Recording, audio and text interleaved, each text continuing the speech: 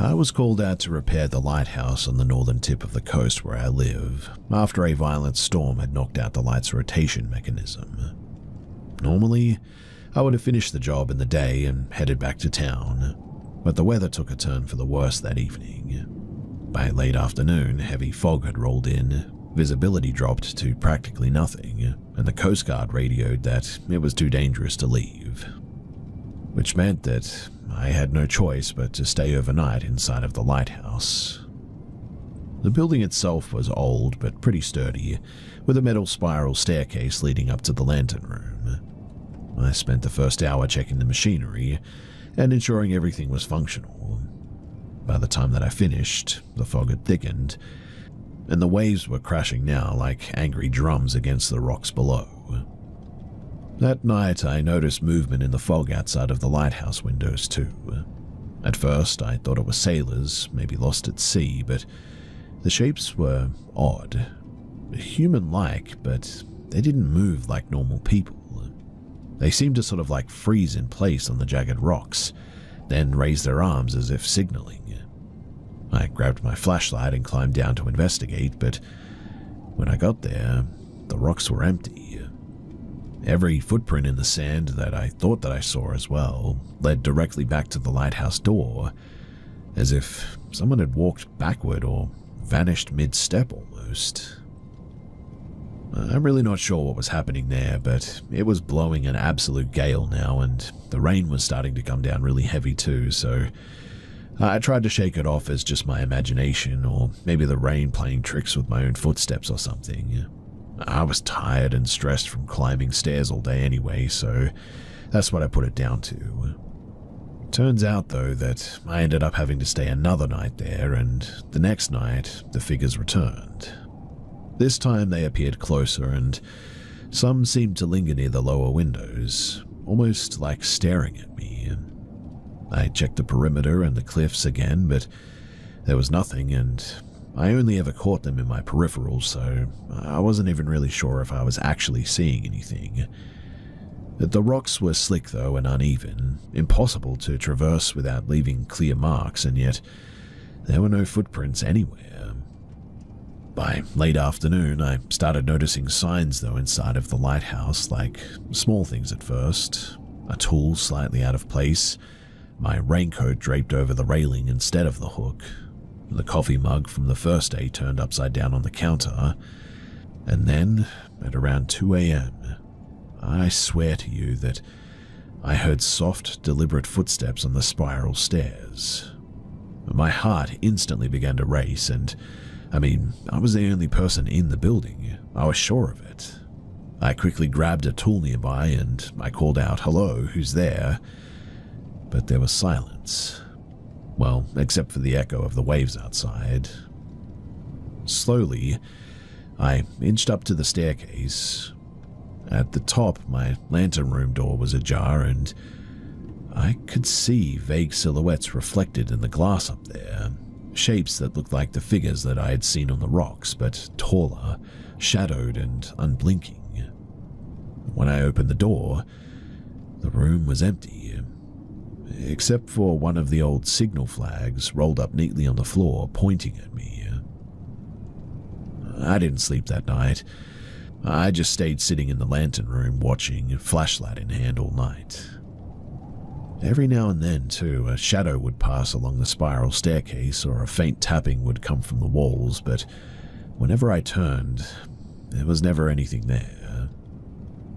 By dawn, thankfully the fog had finally lifted, and the sun burned away the night's terrors. I packed my gear quickly and I left as soon as the Coast Guard called it safe to navigate.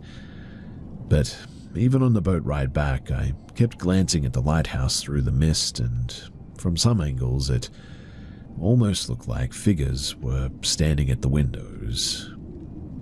I don't know.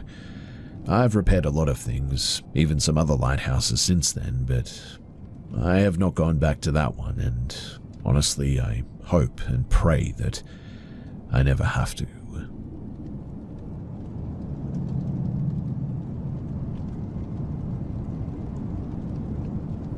I've spent most of my life in an old house that my family bought decades ago, and I never realized just how much the place could affect someone until, well, recently. I'm 21, my wife is 22, yes, married young, and we've been living together in that house for over a year now. The strange experiences that started with me as a child, they seem to have begun to follow both of us now. The house itself, it was built in the 1930s, with heavy wooden floors, narrow hallways, and corners that always seemed darker than they should be. Growing up, my parents and I would hear odd sounds from time to time, footsteps when nobody was there, doors opening by themselves, and the occasional sharp whistle that seemed to cut through the quiet of the night sometimes. For years, I dismissed it all, but now that my wife is hearing the same things, I'm not so sure anymore. There's a particular spot in the living room, too, that immediately unsettles anyone who spends time there. Even friends who don't know the history of the home, they have commented on this tension in that corner, too. Sometimes it's just a feeling, like the air is heavier, but other times noises start there, too. Low knocks, sudden thuds, or that same whistle that I grew up hearing from time to time. We've tried clearing the space, burning sage and doing small rituals, but it always returns. And lately, it feels stronger than ever. Sleep has become difficult for both of us. I wake up in the middle of the night unable to return to rest, and when I do sleep, the dreams are always disturbing. But one reoccurring image is a figure about 5 feet tall, wearing what looks like a crown of twisted horns and bones, standing silently in the living room. My wife, when she naps on the couch downstairs, experiences similar nightmares, often violent or demonic in nature, I would say. Physical occurrences have also escalated. Last month, the dryer door suddenly slammed open with enough force to strike the wall. I tested it afterward and found it impossible to replicate without applying significant force anyway. More recently, I woke one night to hear the bathroom door open and close by itself while the house was completely empty. Investigating revealed that there was no one present, but the sound left me frozen for several minutes. These experiences leave both of us sort of drained, really. My wife struggles to sleep throughout the night now, and I wake up frequently, only to lie awake imagining what might appear. We've tried ignoring it, reasoning it away, and even researching the history of the home. But really nothing seems to reduce the activity. The tension has begun to affect daily life now too. Tasks feel heavier, our patience is shorter, and the fear lingers even in bright daylight. At this point, we're unsure how to respond really. We want to reclaim our home and our peace, but it feels like whatever is present is actively resisting us. Even with past experiences in my life, this is unlike anything I've ever encountered before. We need solutions, whether practical, spiritual, or psychological, that can help us restore some sense of control over this house and our own rest even. Living here now feels like navigating a space that isn't entirely ours anymore. The disturbances are constant reminders that something unseen is present, and we're left trying to coexist with it without knowing what it wants or why it has chosen to follow us.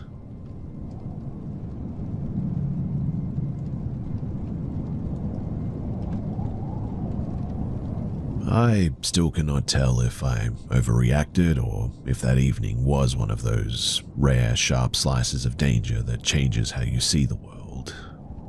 All I know is that the memory sits under my skin and wakes me up sometimes, exactly the way that it did the night that it happened. I grew up riding, and now at 21 I lease a horse named Poppy, who lives at a small private stall about 40 minutes walk from my apartment. The route to the barn takes me along a narrow lane, then a short stretch through a bunch of trees. It's the kind of rural pocket where everyone knows everyone else's business, and you rarely lock your front door. Hunting is legal in some nearby tracts, but where my barn sits, people ride and walk dogs, and deer are the only wildlife we normally glimpse out here. Now, that afternoon I left the barn later than I'd liked. The winter light sinks early here, and I wasn't thrilled about the idea of the walk home at dusk. I should have called for a lift, I know that, but instead I walked. I like the shape of the path, the crunch of the leaves under my boots, the way the air smells like earth and horsehair here. I'd made my return trip dozens of times and never once felt unsafe.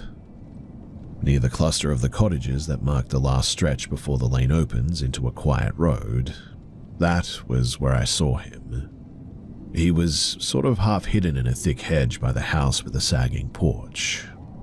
At first I thought that he might be fiddling with a garden fence or adjusting a shepherd's crook, but then I realized that he had an object across his shoulder, and it looked like a rifle. Now, in our corner of the country, guns are definitely not uncommon. You still need a license, and most people who hunt here wear high-visibility clothing and tell their neighbors. This man, he seemed to be doing the opposite, though. He wore a bright blue hoodie and gym shorts, a baseball cap, weirdly clean for the weather as well, and plain trainers. No camo, no blaze vest. He paced the fence like someone trying to find the perfect patch to prop up a stand or something. He had a tripod-like rest in his hands and was testing it against the posts. Something about his movement just didn't fit a hunting rhythm. He seemed almost, like preoccupied, scanning the edges of the yard, and then, when he thought nobody watched, swiveling to glance up the lane the way that you might watch for a car. When our eyes met, he didn't lower the rifle. He just held it, point down, but dangerous in the way that any weapon is when a stranger keeps it between you and safety. I tried to act casual. I lowered my head, tucked my chin, and I just kept walking, telling myself out loud that he was probably just some neighbor that I didn't know. But I definitely felt uneasy. I felt seen in a way that wasn't normal. At about 3 meters past him, he then did something that I will never forget.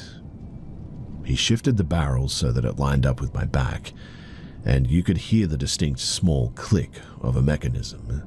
The gun, it had been cocked, barely louder than a twig snapping. I instantly shut down. Running flashed across my mind as a bad decision. I mean, any sudden movement could provoke an unpredictable reaction. So I kept moving, foot after foot, feeling each step as if it was a chess move. I eventually made the corner, and when I did, I sprinted. Not because of logic, but because reflex overtook thought. And look, it's possible that the man didn't intend harm. Maybe he just wanted to frighten me, or maybe he was just mentally unwell. But the difference didn't matter in that moment.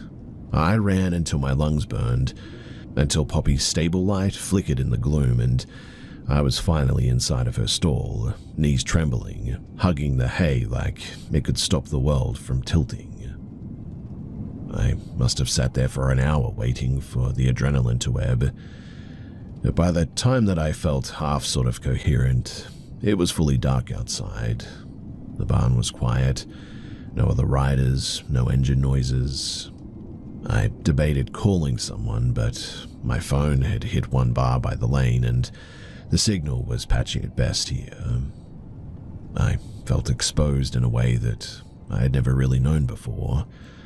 Not the normal small anxiety about being alone at night, but the primordial animal terror that you feel when something has your scent. I decided that I wouldn't take the road back. If he was watching the lane, then the lane was an obvious place to be spotted. I took the forest track instead, the thin thread of trail that winds behind the barns and spits you out near the main road. It's a dark and slightly overgrown path that I'd walked many times, but in night mode, it was a different animal altogether. With each step, the trees swallowed sound and the moon did what it could. I didn't want to use a torch. I mean, a beam would obviously advertise my location. I relied on memory instead, the soft curve of root and stone that I could feel underfoot. But not 20 meters from where the track opens back onto the road, a red dot flickered in the undergrowth to my right. For a second, I thought that it was a painter's mistake of the moon, some trick of light, until it pulsed again and I instantly realized that that was a laser. It was a narrow point of red, bobbing through the leaves, moving in tiny jerks like it was searching. I had never seen a hand laser aimed at anyone in my life, but I knew enough to understand what it meant. A laser marks a target. It's precise, in fact. The dot was not on the ground, too. It was being swept at the level of shoulder height, or maybe torso height. And you don't need to tell me what the combination of a weapon, laser, and a man who had a cocked gun meant to my brain. At that moment, I did run. A pure animal sprint through the bramble and the root, feet slipping, lungs tearing until I crashed back into the barnyard and slammed the tack room door behind me. I locked it and, for a long time, I sat on the floor of the tack room in the dark, willing my pulse to slow down, waiting for any noise that would mean that he had come for me. The night, it stretched on like taut string though, and when I finally managed to call my friend, a woman who lives about 10 minutes away, she came straight to the barn and took me home.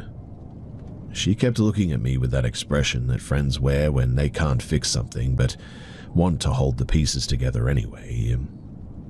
I called a non-emergency number and I left a shaky report. They took down the details and said that patrols would check the area. The next day, a constable came to my stable to take a fuller statement. He was polite and thorough, and he told me to send any photos if I had them, and also to keep off of the lane until they had done a sweep. But what unsettled me after the immediate panic lifted was the way that small logical things just didn't align.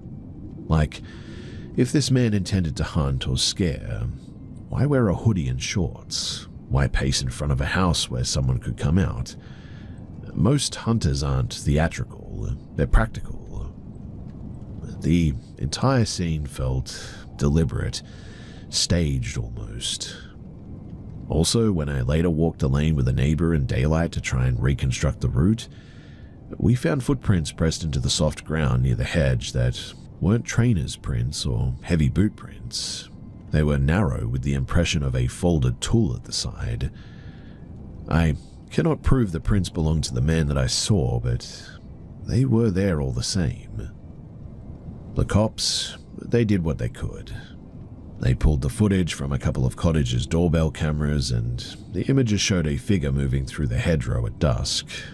The video was grainy though, and I mean, you really wouldn't look twice if you weren't searching for it. The officers, they told me to avoid walking alone after dark and offered to arrange an officer to escort me once if I needed it. I thanked them and declined the escort. Being escorted sounded like full surrender to me, really, and I wanted to keep my life tethered to the small independence that I'd carved out. But I have certainly changed my routines, and I now arrange lifts whenever I can, keep my phone on me, and practice quick escape routes in my head all the time. I also started carrying a small knife, which is legal for me to possess here, in a zipped pocket. Not to hunt by any means, but to feel like I have a bit of a thread of agency, I guess.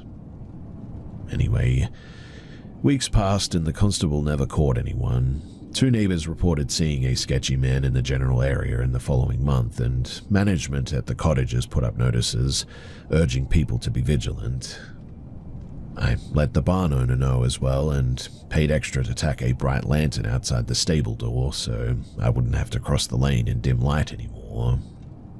I slept badly as well for a long time, really. The sound of a car door would make me stare at the window. Every rustle in the hedgerow would snap me awake. It was a difficult time for me, really. And then I made what, in hindsight, was probably the right and also terribly symbolic decision. I moved my lessons and most of my riding to a different facility on the other side of town. I didn't tell anyone at first. I didn't want to broadcast my fear, I guess. But within months, I'd cut down on late walks, shifted my social routine, and accepted that a certain kind of innocence had been lost. The stall where Poppy lived, it was still there, and I did visit sometimes during daylight.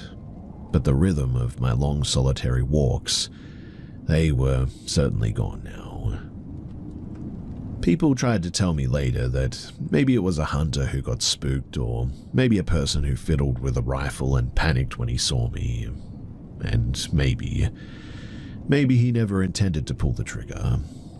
But the man that I saw cock that weapon, and the red laser in the dark like that, and the way that he followed his own line of sight like a predator, all of those pieces stitched an image that I just cannot unsee.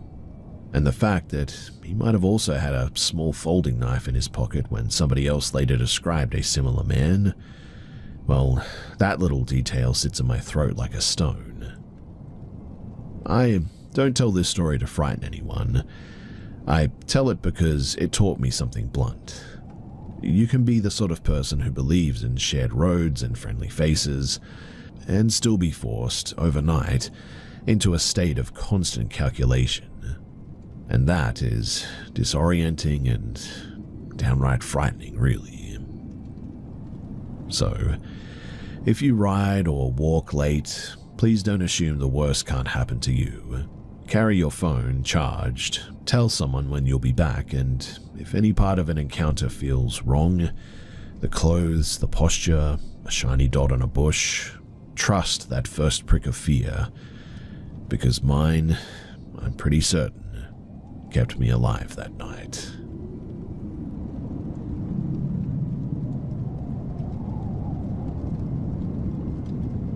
I don't usually talk about this, but it's something that has sat in the back of my mind for years now.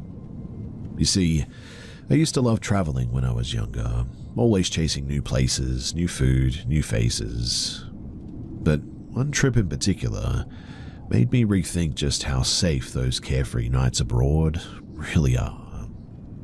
It was during a holiday on one of the Canary Islands. I was in my early 20s, traveling with my boyfriend at the time, and one night we ended up in a busy little strip of bars near the beach. The music spilled into the streets, neon lights bounced off of the wet pavement, and people were swaying in and out of doorways with drinks in hand. It felt alive and welcoming, like nothing bad could ever really happen there. Well, at one bar, a man approached us. He spoke our language, which immediately made him feel familiar, less like a stranger in a foreign place, I guess. He told us that he had traveled alone, didn't know anyone on the island, and seemed relieved to find people from the same country. He was charming in a way that made it easy to let your guard down, I guess. After a few rounds, my boyfriend excused himself to the bathroom. While he was gone, the man offered to get me a drink. I thought nothing of it. But when I took a few sips, something strange began to creep in. I felt heavier than I should have after only a handful of drinks that night, like my body was being smothered from the inside. When my boyfriend returned, the man suggested that we head to a club that he knew well. That should have been a red flag, but we were tourists, curious, and already buzzed. Obviously, we completely forgot that he said that he was brand new to the place, but we followed. The place wasn't what I expected to. The moment that we stepped in, I noticed the staff watching me too closely, too deliberately. It was the sort of gaze that made your skin crawl a bit. The man greeted them like old friends, and I realized then that he wasn't just some random solo traveler stumbling upon us. I tried to dance, but within minutes I could barely stand. My vision swam, my legs gave out from under me, and I felt more intoxicated than I ever had in my life. The man pressed another drink into my hand, insistent, almost forceful. I told him no, and he smiled, but it didn't reach his eyes. Thankfully, my boyfriend reappeared, saying that he was exhausted and wanted to head back to the hotel. The man argued, trying to convince us to stay, but eventually we left. The strange thing, though, is that I do not remember the walk back home at all. It's just gone. A blank space in my memory where there should have been streets, lights, voices. It's like one moment we were at the club and the next we were unlocking the hotel door. Inside, my body finally gave in. I couldn't undress, couldn't form clear words, couldn't even hold myself upright. I ended up on the bathroom floor, forcing myself to vomit just to feel a little bit more in control. It was the sickest that I had ever been from alcohol, and yet it hadn't been enough drinks to explain it. By morning, thankfully the worst of it had passed, leaving me with a splitting headache and a pit in my stomach that had nothing to do with a hangover. The memory of those stairs in the club, though, the man's persistence, the way the night just sort of disappeared from my mind, all of it suddenly felt very wrong. Years later, I still wonder what would have happened if my boyfriend hadn't have come back when he did, or if I had accepted that second drink. I tell myself that maybe it was just a bad mix of alcohol and heat, but in the quiet moments when my mind drifts back to that moment, I cannot shake the feeling that I walked right up to the edge of something far darker and only barely slipped away.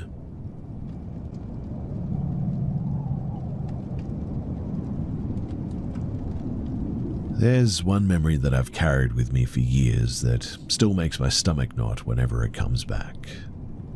It was during a period of my life when I was working long shifts and driving the same route every single day. I liked the routine, to be honest. Same lights, same little shops, same faces in passing, but sometimes routines can trick you into feeling too safe, I guess. Too predictable, and that's when people like him notice. You see, there was an older man who stood near one of the intersections that I drove through. He had a stack of newspapers and a cardboard sign, selling them for $1 each.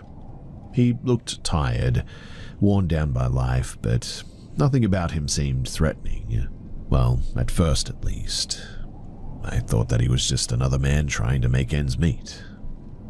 One afternoon, without thinking much of it, I rolled my window down and handed him $1. I figured that it was harmless, just a small act of kindness, but the moment that he looked at me, everything just sort of shifted. His expression was not gratitude, it was hunger. He grinned and told me that I was too pretty to be driving around all alone like I was, and asked if he could take me out to lunch. I laughed awkwardly, trying to brush it off as a kind gesture, but he pressed harder, asking what time that I finished work. For some reason, maybe nerves, maybe naivety, I actually told him too. 4 o'clock. He nodded like he was making a note of it. The light turned green and I drove away, unsettled but trying not to overthink it. After that, I only spotted him a couple of more times. He was there at the corner, but the light was green and I didn't have to stop. I avoided eye contact, hoping that he would forget me. I wanted to believe that I just imagined the intensity in his voice, but then came the day that I walked into the grocery store near his corner. He wasn't in his usual spot when I pulled in, which I actually found relieving at first. I went inside, shopped quickly, and stepped out maybe 10 minutes later with my bag in hand. He was waiting, though. Not at the corner, not selling papers.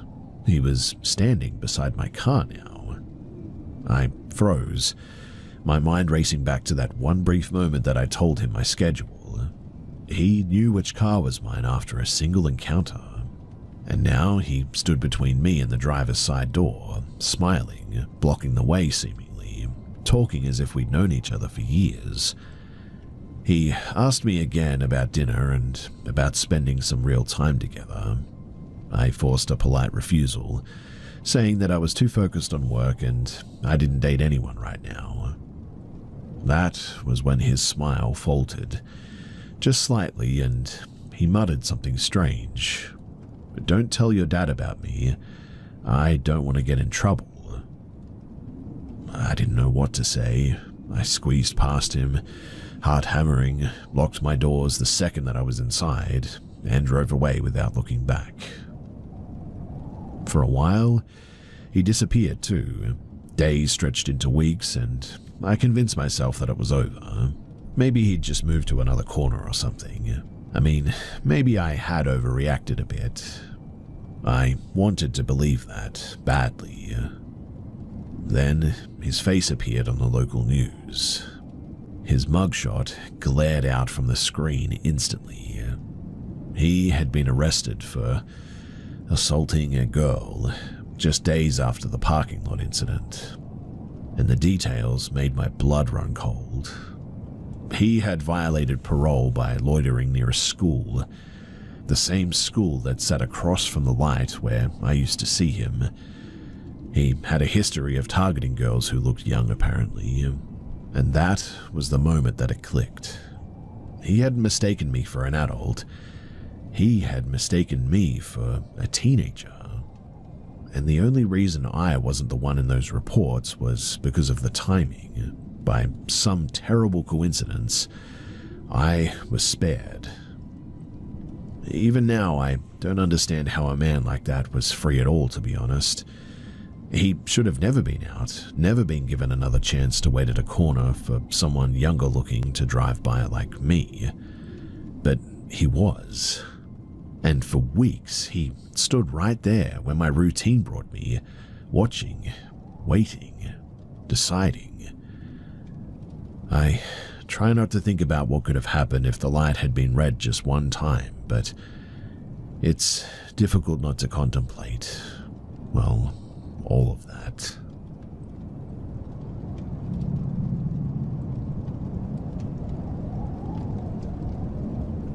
This happened last winter.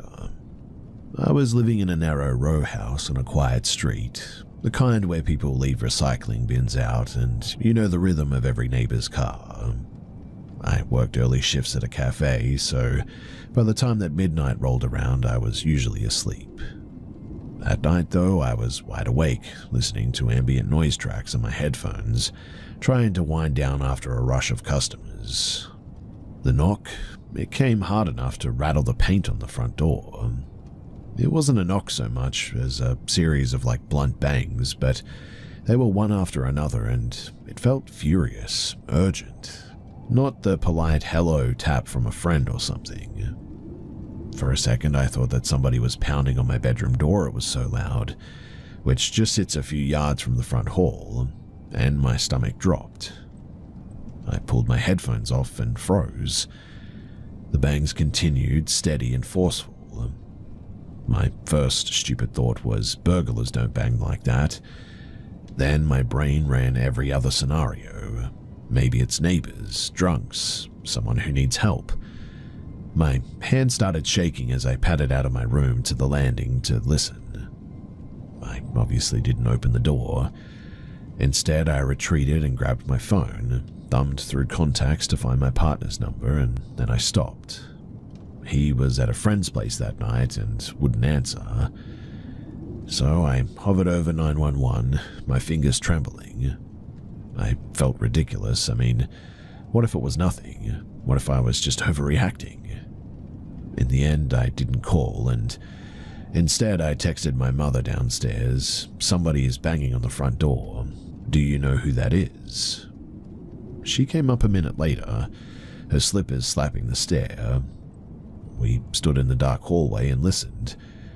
The banging had stopped at this point, and for a moment I thought that it was over. Then we heard voices downstairs. Not raised, just a sort of calm exchange, I guess, and the unmistakable wail of a siren approaching in the distance. My mother opened the upstairs window and peered down. From the angle, I couldn't see the man well, but I could make out a silhouette in the doorway. Small, hunched, moving with caution, he shuffled and pressed his palms on the wood, knocking again, softer this time. 2 police cars arrived, tires crunching on the gravel, and blue lights swept across the front of the house. It all happened in a blur, but a uniformed officer on the porch talked to the man, another on the pavement with a torch, an ambulance backing in around the corner. They eventually helped the man up a few steps and sat him on the stoop wrapped in a thermal blanket.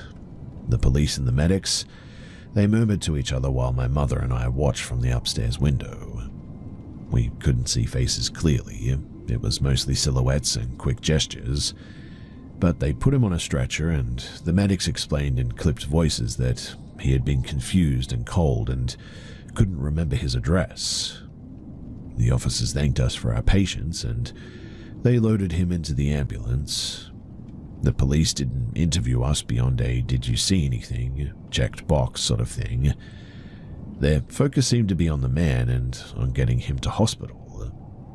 They didn't take IDs or write statements, and after the ambulance pulled away, the officers left too. Well, we went back to bed feeling a bit jarred, but honestly relieved. If it had been a threat, then we were spared, and if it was someone in need, well, he had gotten help. Problem solved, right? That was my thinking then. But the next morning, the weirdness of the whole thing started to settle in like an aftertaste. My mother called my aunt, and she's nosy and knows everyone in the street, and the story grew. Someone else had seen the man earlier that evening down the road standing in front of several houses looking sort of bewildered. A neighbor reported that he had been knocking on their door too, asking for directions back to a care home, and another man left a message at the local community center that an elderly resident had gone missing around dusk. We tried to track the follow-up. The ambulance had taken the man to the county hospital. A nurse at the desk confirmed that they'd received an older gentleman in a confused state and that they'd been treating him for hypothermia and disorientation. He apparently had no ID on him, and I asked whether they called an adult protective services or a local registry for missing seniors. They had, and they promised that they'd contact family or the local council at the very least. Still, the police hadn't spoken to us about whether they'd searched his pockets, got his details, or discovered any address, and it felt odd. Efficiently practical in one moment and then bluntly procedural the next. The man had been bundled up and taken away. The banging had jolted me awake and was now reduced to the faint echo of a night that I just couldn't rewrite. Well, over the next few weeks I thought about him in bursts. What if he had been ill? What if he'd lost his memory? What if he'd been angry? Someone that I knew suggested dementia. Somebody else floated the idea that he might have been trying to reach a house that looked like his from years ago. The communal online forum for the neighborhood later posted a message, "Have you seen Mr. X? And he's missing from the care home." A different neighbor replied that she'd seen him back at dawn the following week, walking slowly with a neighbor who had taken him under their wing and given him hot tea or something. That hairline of resolution, it should have calmed me, I know that, but it just didn't entirely. And here's the part that has remained with me. So the man wasn't aggressive as a direct threat. He was just negligible, I guess. But the knock itself, it still unsettled me a bit, because of how easy it was to mistake urgency for menace, and because of how the police and the paramedics moved, professional and calm and focused on assistance, rather than investigation. That made me feel both grateful, I guess, and also oddly unsettled too. I mean, on the one hand I was relieved that someone had cared enough to check on him. On the other hand, I felt weirdly exposed by how little information I was given afterward, and nobody came back to tell us what became of him in the end in any real detail. Maybe the takeaway is simple. At any hour, the person banging on your door could be a human with a complex, a sad story, or confused, maybe sick or lost, rather than the boogeyman that you might imagine in the dark. Or maybe there was far more to it. If anything, I've become a lot less blasé about late-night knocks from now on, and I still sleep with the hallway light on sometimes. I keep my phone by the bed, and I'll get up to peek out the window before deciding whether to open my door or not all the time now. Not because I want to be afraid, but because that night taught me that the world contains urgent, human things that at any hour can come literally banging on your door, and it's worth responding with caution and compassion. Again, I don't know if that man was dangerous or not, but the way that he was literally pounding on the door, he definitely had strength, and if he had gotten inside, honestly, I don't know what I would have done.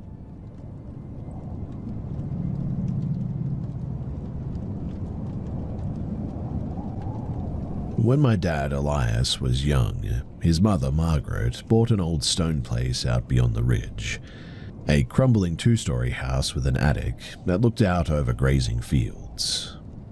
It had been a farmhouse for generations, then a tiny roadside inn for a while, before it sat empty long enough to gather ivy around it. They moved in during a rainstorm one autumn. The movers had barely finished stacking boxes in the attic when the first odd thing happened. Margaret was on the house phone with her own mother while she took an armful of linens up the attic stairs. Their cat, a nervous grey thing, bolted up after her and slipped behind a trunk. As Margaret turned to leave, she heard a thin voice drift down from inside the rafters that sounded exactly like a child calling for a cat. Like kitty kitty sort of thing, "Where did you go?" On the line, Margaret's mother, who lived in another town, said, "Did you hear that?" And Margaret answered yes. Her mother told her urgently, "Get out of that house right now, I'll be there." At that exact second, the attic door literally swung open, and the cat flew past them, hackles high, and ran into the lane as though its tail were on fire. And after that, they never saw that cat again. The house, it didn't stop there though. In the parlor there was a heavy oak case bolted to the wall, where Margaret kept her favorite porcelain plates with gilt rims. One afternoon she went to the shop, and when she came back she found the bookshelf yanked free and thrown like a fallen tree into the middle of the room. The plates, which should have shattered, were stacked perfectly, in a straight line along the kitchen counter, not a crack between them. Her story, and the neighbor gossip, was that the house moved items that it didn't like. My father laughed at the notion as a kid, but the image of those intact plates, lined up and immaculate, definitely stuck in their minds. There was also a dark patch on the kitchen floor in front of the sink, a sort of discolored area that never really seemed to scrub out. People said that it looked like an old stain, like something that had been spilled and never washed away. In the long evenings, my father swore that he could hear the slow, muffled creak of footsteps across that patch when everybody was asleep. In those days, the old inn's history was a sort of half-heard legend, I guess. A traveling gentleman had once stayed there for a night. An argument with another guest ended in a pistol shot, and someone had died on the kitchen tiles. Whether that was true or only a rumor to explain the stain, the story gave the stain a bit of a shadow for sure. Now, they didn't move out immediately. Folks in the area, including them, are pretty stubborn. The house had been in the same lane for generations, and there was always something to fix. But after a few months, Margaret grew nervous. She'd heard voices in the night, seen curtains twitch when there was no wind, and once told my dad that she had glimpsed a person skulking past the back of the house. She said that the place felt watched. When Margaret and Elias finally sold the place too, it went to Margaret's brother, my great-uncle Frank. For a while, Uncle Frank seemed to fare better, I guess. He was a blunt, practical man who chewed tobacco and swore at cows, and he told visitors that he had never seen anything. Then, one evening, as Frank sat dozing with a book, he heard heavy, measured footsteps along the hall and looked up to see a man standing in the doorway, not blocking the hall, but not advancing and just sort of staring at a painting on the wall. The figure was short, balding at the temples, wearing old denim overalls. He had a stubbled beard and a strangely sorrowful expression. Frank called out, "Who are you?" The man turned, and in the blink that it took Frank to reach the hallway, he had vanished. After that first sighting, too, the house became a different place. Frank swore up and down that this unseen presence would now wake him and drag at his arms, literally shake him out of bed, and flurry down the corridor like a hand trying to pull him into the hall. He told Margaret that he was slapped and bitten by something that he couldn't see. He showed the marks on his wrist to anyone who would listen. The attacks, he said, always ended before the parlor, which meant that whatever it was never set foot into that room. Uncle Frank began to sleep with a heavy quilt that he called his safety blanket, a well-worn patchwork cover that had belonged to his wife. He insisted that the guests sleep in the parlor because it never crosses into that room. My father, reckless and curious at 14, decided one evening to test it, though. He promised Frank that he would remain in the parlor and keep the light on. He lay awake until midnight, and when he did finally see a presence, he said that he felt the room cool, like someone exhaled a long breath, and then the doorway filled with the figure. And he described that same little man in denim that my uncle had. The figure looked straight at him, then faded like a shape in fog. When the grandfather clock struck 6 the next morning, my father told the tale and pulled the blanket tighter. Frank woke him at dawn and asked if he had been tampered with. My father told him that he had seen the man, and Frank answered him quietly that the blanket had kept the thing from taking him that night. After that, too, Frank's hands trembled when he walked those halls. The house, it seemed to have him. Time passed, though, and Frank died of a heart attack in his chair one winter, and the house returned again to Margaret, who wanted nothing more to do with its boards and windows and their thin complaints. Years later, centuries of rumors seemed to gather around the place, too. Margaret swore that she once saw the short man pacing the driveway, staring at the porch, and then walking into the air and just sort of disappearing. People in the area whispered that the house held a family sorrow, a thing that clung to the line of the owners like a stain. And then there was the last story that my father told me. When they were moving out for the last time, Margaret asked Elias to clear out an old chest freezer that had been used as a junk box. He pulled a top drawer free and found beneath a false board a jumble of his mother's missing things. Packs of cigarettes, a lighter that she had misplaced, and a plate from her gilded collection. They had been reported looking for those items for months, allegedly, and there was no explanation. Only the house's way of shuffling its odds and ends like it always did. I asked my father later why they never tried to research the house's history properly. And once, when the county clerk was passing, Elias had asked about the old maps, and the clerk shrugged and said that all that the ledger showed was a previously small inn, and one entry that noted a disturbance decades ago. No neat line of cause and effect, and to this day I don't know if the short man in denim was a memory of a worker at the inn, an echo of a violent night, or something that fed on the house's loneliness, or perhaps something else. My dad, practical to a fault, used to say, you can believe ghosts or you can believe drafts and faulty wiring. Both make the lights blink.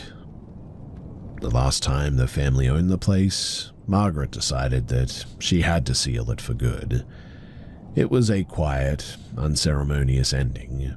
She hired a neighbor with a locksmith's van, had the doors boarded from the inside, windows shuttered, and a simple chain and padlock fitted to the gate.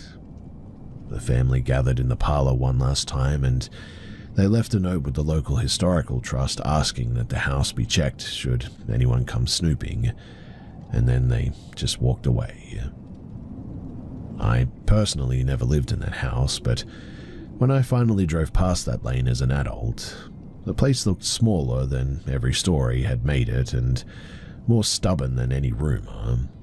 A low roofline canted toward the fields, ivy like hair along one wall, and I told myself that the last imprint that I carry from the tale is not a ghost, but the way that the ordinary life and uncanny fear can sort of braid together in a single place like this. And I guess if there's a lesson here to be had, it's that houses remember in ways that we don't always measure.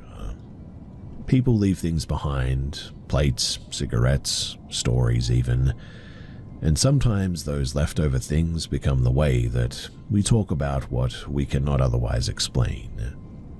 Whether you call it a ghost, a memory, or a trick of sunlight across old floorboards, the house on Red Hollow Road, it kept everyone on its lips for decades, and it taught my family that certain doors are best left closed.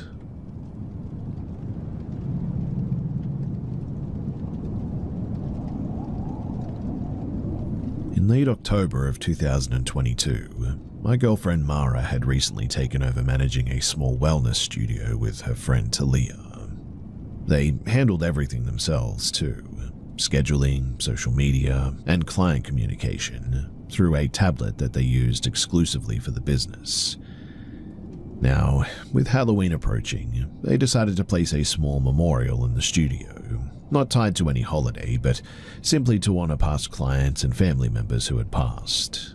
It was meant to be quiet and private, a few photos, some candles, and simple keepsakes, nothing flashy by any means. Well, after closing the studio at night, we returned home and I went straight to bed, while Mara stayed up catching up on a series that she'd been watching. It was around 2 a.m. when she woke me up suddenly. Her face was pale and her hands were shaking. She handed me the tablet without a word, pointing at the screen. It had received a video call from the studio device.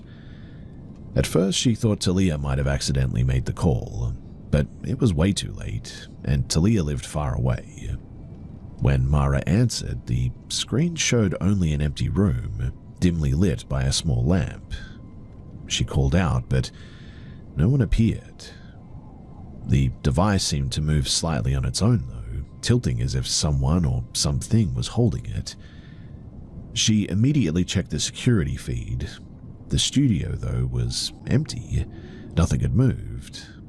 The footage, though, clearly showed the tablet powering on by itself and dialing her video call.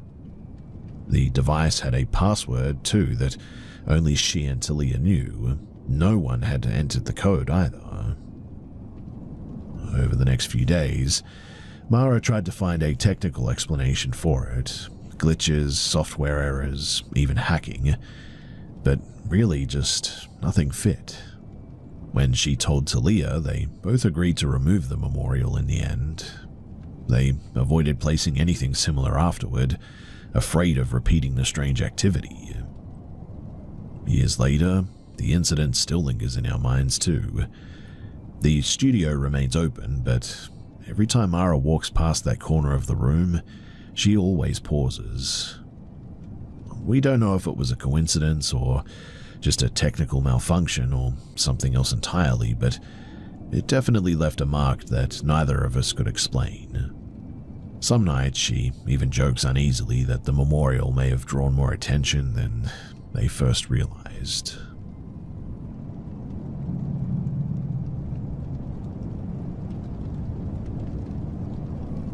When I was 16, my cousin Eliza, her friend Nate, my older brother, and I decided to spend a weekend camping in a remote part of western Pennsylvania. The area had old mining tunnels, abandoned cabins, and overgrown fields that most people avoided. Nothing on the map marked it as dangerous, but the locals always spoke of strange accidents and sudden disappearances there. We didn't care much, though. We just wanted a quiet place before school, and summer jobs pulled us in different directions.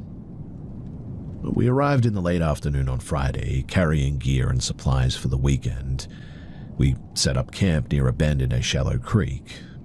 The water curved around a small hill and flowed slowly, bordered by thick brush and old trees. The clearing was roughly circular, about 50 feet in diameter, with tall grass at the edges that we had flattened for our tents and campfire.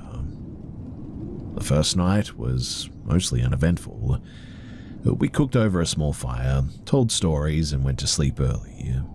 I woke up at around 11 p.m. to check on the fire, and I noticed the creek moving oddly. At first, I thought that it was a fish or maybe a small animal or something, but the disturbance was way too rhythmic, too deliberate. I called Eliza over, and together we watched small waves move upstream in a pattern that just didn't really make any sense. It was almost as if something or someone was walking through the water, but nothing was visible that we could see. When we shined our flashlight toward the creek, the movement, it stopped too, and when the light moved away, it would resume. We returned to our tents, telling ourselves that we were imagining things, or it must just be fish or something under the water. Nate and my brother, they didn't notice anything at first, but by the early hours of the morning, all four of us had begun to hear noises at the edge of the clearing, soft rustling of the tall grass, footsteps that didn't belong to any of us, and occasionally faint whispers that seemed to sort of circle around us too. Sometimes the voices were indistinct, just sort of murmurs, I guess, but occasionally phrases like leave and don't be here, I swear, could be made out. Saturday morning, though, we tried to rationalize the events. Maybe it was animals, winds, or echoes. We went down to the creek again to fish, and the water was calm that day, nothing unusual. But over the course of the day, subtle things kept happening. Rocks would sort of shift slightly on the hill above the creek, even though nobody was up there. Shadows moved at the edge of the clearing in ways that just didn't match the sun.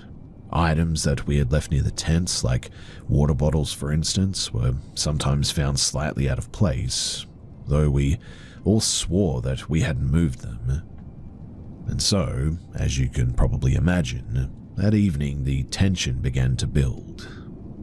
We noticed repeated sounds, a sloshing in the creek, barely audible footsteps through the grass, and this sort of low whispering again. The whispers now seemed to come from different directions at different times too, but always close and always sort of weirdly intimate, like somebody was leaning toward your ear almost. Eliza refused to go anywhere alone anymore. Nate and I would occasionally walk toward the creek or the tree line, but we both felt eyes on us from somewhere that we couldn't see. When night fully fell, though, the noises, they intensified. It must have been around 10 p.m. too, while standing by the campfire. We definitely saw movement at the edge of the clearing in the tall grass. Something was running along the perimeter, too fast for a person, silent though, and without a clear shape too. Then came the voices, way clearer this time.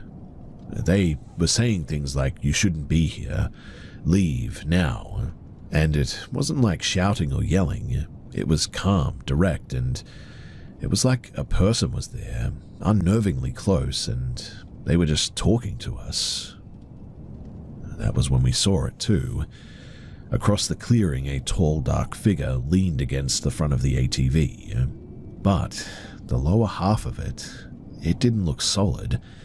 More like it was blurred into the darkness almost. No details were visible. No face, no hands, only the suggestion of height and mass, I guess, but it straightened as soon as it noticed us, standing still and just sort of looking at us.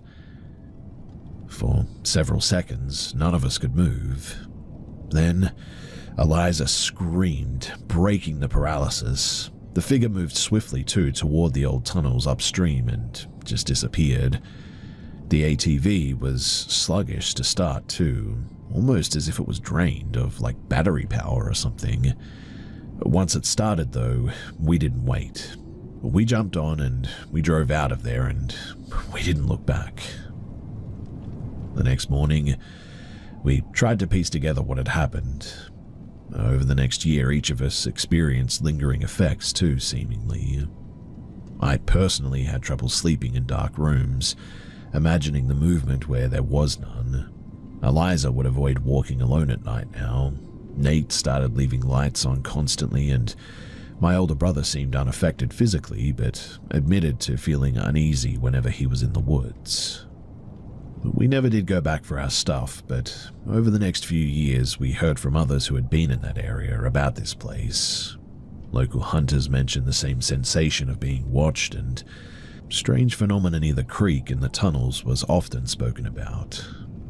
My uncle, who owned the property, eventually had a serious accident on that hill while hunting with his dog. A large rock fell and struck him, paralyzing much of one side of his body, unfortunately. He managed to get back to his ATV and leave the area, but years later he admitted to my mother that something unseen had apparently helped him onto the vehicle and had helped him to get out safely. Looking back, it's hard to know what we experienced. The figure, it may have been threatening, it definitely felt that way, but it may have been also guiding us away from greater danger. One thing is for certain, though, we were definitely not alone out there, and whatever or whoever was out there, they definitely left a lasting impression on all of us. Even now, decades later, the thought of that creek, the tall grass and the tunnels, it makes my stomach tighten a bit. The place just doesn't feel empty, and there's a sense of something just out of sight out there, always observing, patient, and seemingly aware of us.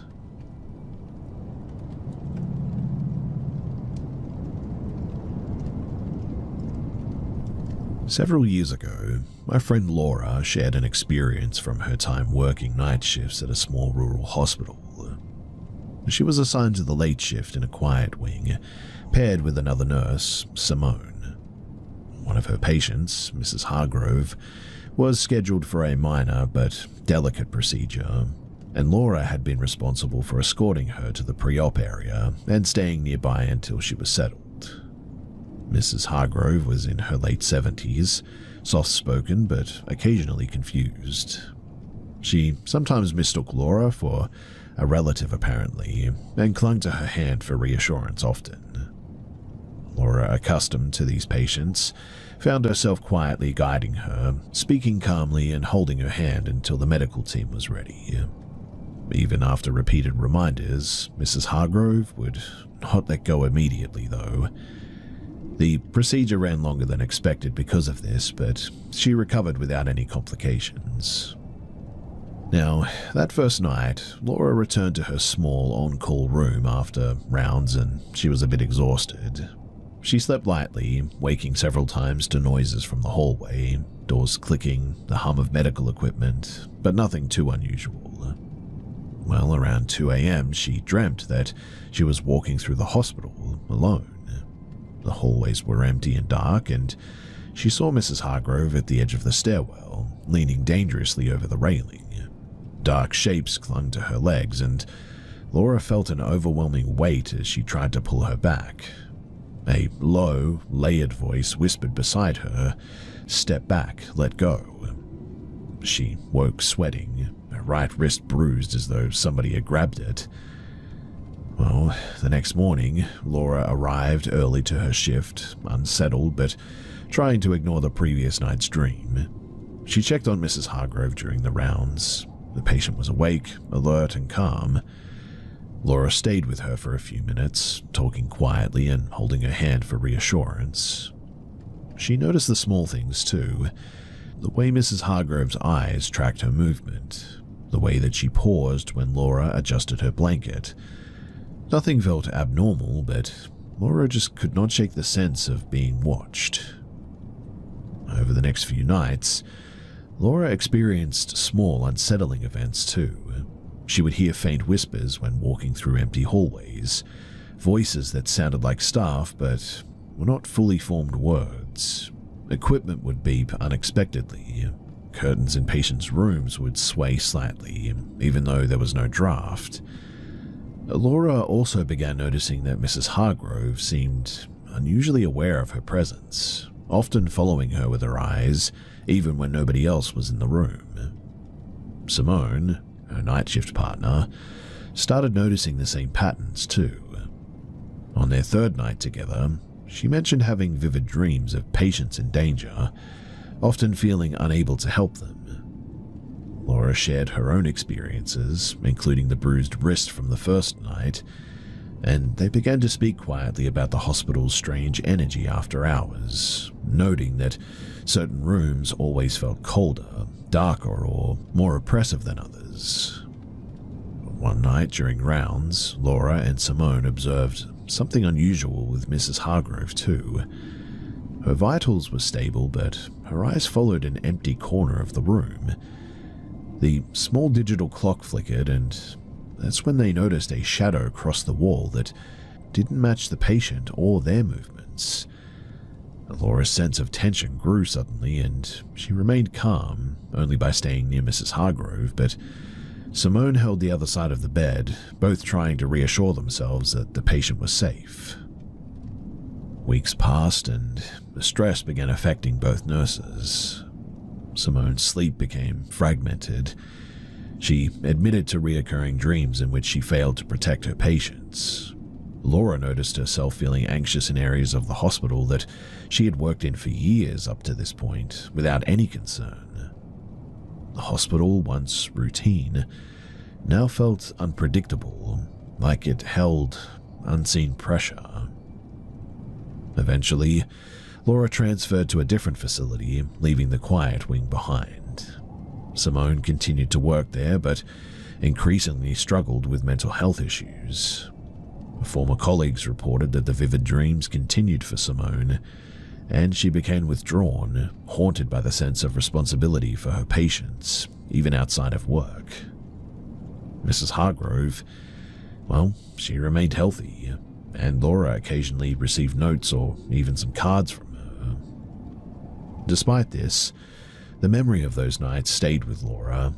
Hallways always too quiet, shadows that moved without any explanation, whispers that seemed close enough to touch you. She realized that some experiences leave marks that just don't fade, moments that remind you that the world can feel ordinary on the surface, but still holds something that you just cannot fully understand.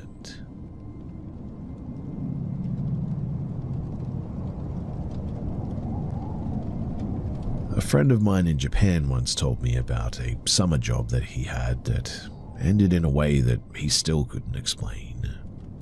He never revealed exactly where it happened, only that it involved something that he and two co-workers would never forget. So he was 17 at the time, working in a small electronics shop. One evening, the store manager decided to treat the staff to a dinner at a mountainside restaurant. The route to the restaurant required crossing an old suspension bridge that spanned a deep gorge. There were 5 people going, the manager, 2 boys from the shop, and my friend with a colleague in his car. They left the store in 2 cars, the manager leading the way. Due to a wrong turn, though, they didn't reach the bridge until nearly twilight. Thin rain fell and low fog clung to the bridge, making visibility pretty poor. As they drove out onto the bridge, the manager suddenly braked. My friend and his companion were confused, but they were waiting. assuming that it was a cautious move given the slick road. Then the rear door of the manager's car just opened. The two boys in the back got out without explanation, and before my friend could react, he heard the boys screaming, running toward the edge of the bridge, and then saw them disappear over the railing. He rushed forward, peering into the foggy drop below, but the mist obscured everything. It was over 100 feet, though, to the river beneath, and survival honestly seemed impossible. The manager remained in his seat, gripping the steering wheel so tightly that his knuckles were white, muttering the same phrase over and over again. "I want to stop it, but I cannot. I want to stop it, but I cannot." Paramedics and police arrived shortly afterward, and the manager was restrained and taken away, still incoherent. Later that night, the two boys' bodies were recovered from the river. For months, my friend and his colleague were questioned repeatedly by police too, but couldn't offer any explanation. It was treated as a tragic and inexplainable incident, possibly a suicide pact in the end. Several months later, my friend visited the manager, now recovering in a hospital. During the visit, the manager leaned close and whispered that what he had seen that night was something that he could barely describe. He said that as they crossed the bridge, a figure appeared on the road, a woman in white with long black hair standing motionless in the front of the car. When he braked to avoid her, the fog seemed to thicken unnaturally around them, and from the mist he said that shapes began to appear. Children in tattered white clothes, their faces distorted and streaked with blood. According to him, the children pressed against the car, banging on the windows, chanting repeatedly, "Come with us," over and over again. The manager claimed that he could hear the voices in his mind, and even as he wanted to survive, he felt a pull toward the edge of the bridge, toward the same fate as the boys. He told my friend that he saw the boys in the back seat screaming, being literally dragged from the car, and he fought against the urge to follow. The manager said that he had never felt so powerless or so terrified in his life before. When my friend stood to leave, the manager gripped his arm tightly all of a sudden and warned him, "Whatever happens, don't ever go near that bridge. You might think that it's just a road, but it isn't. They will reach for you too if you try to cross it." And so, after that day, my friend never spoke of the incidents to anyone else and has avoided that part of the country entirely. Even now, he shudders whenever he hears about old bridges in the mountains, certain about what he had witnessed or narrowly escaped is how he puts it, that it was real, even if nobody else could explain it.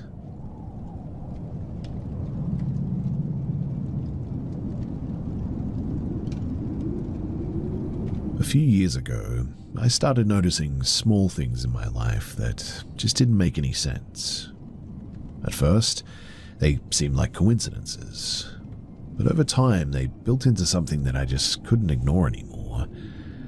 My life began to feel out of control, really, like there was an unseen force gradually interfering with everything that I did.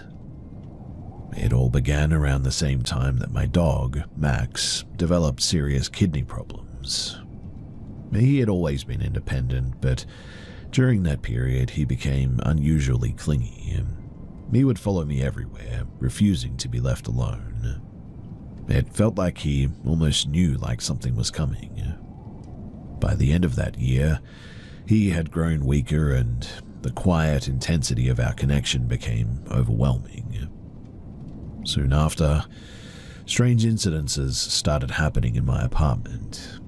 Like, I would find objects moved, dishes out of place, or stains appearing where they shouldn't have been.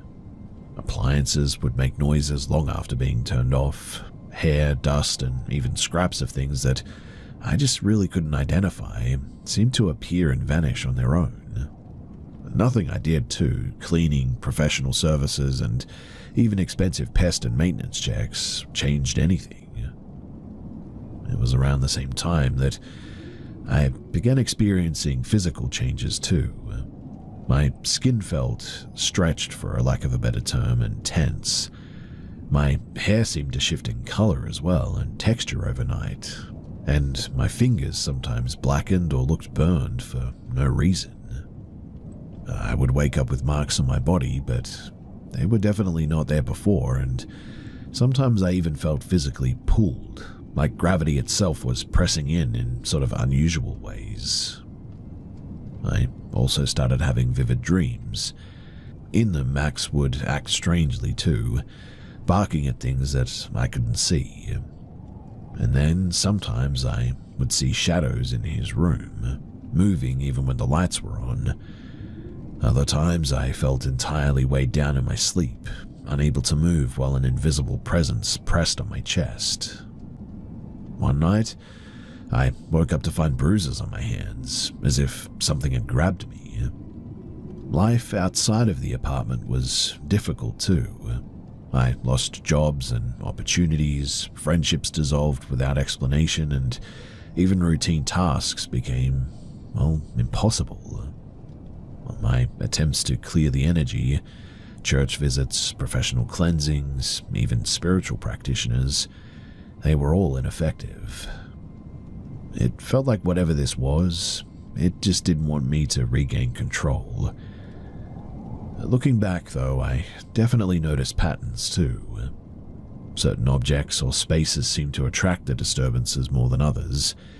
My apartment started reflecting small details that I remembered from my grandmother's house too. Marks that looked like eyes, odd stains and patterns in the wood or the walls that unsettled me. Sometimes I would catch myself moving in ways that she had, or noticing features of her home that mirrored in mine.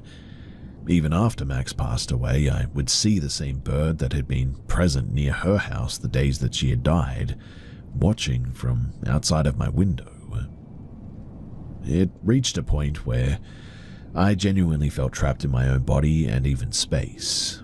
Things fell from my hands, sentences escaped me, and I felt constantly pulled down or compressed.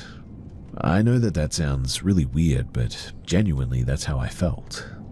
I couldn't practice my yoga or Pilates without that sensation that something was resisting me. Even everyday tasks felt wrong, and no amount of cleaning, organizing, or professional help could restore a sense of normalcy. I realized then too that this wasn't just about Max or my apartment. It was something larger, something persistent. Whether it was related to past family history, a spiritual imprint, or something else entirely, it was affecting every area of my life, and it had created a constant tension, leaving me physically and mentally drained completely. And now I'm left trying to reclaim what I can. My body, my home, my sense of self, while being careful not to provoke whatever this is. I avoid certain places and watch for patterns, and try to stay aware of my surroundings at all times too. But even small moments can feel invaded. I've accepted that I cannot fully explain what this is. All I know is that the more that I push back on this thing, the stronger the resistance feels. If anyone has dealt with experiences like this, or knows ways to reclaim personal space when something unseen seems to interfere with your life, I would be genuinely grateful for any advice you might have. It's hard to describe, but it feels as if life itself is being manipulated from just beyond my perception. Genuinely too, I hate this, and I wish that it was gone.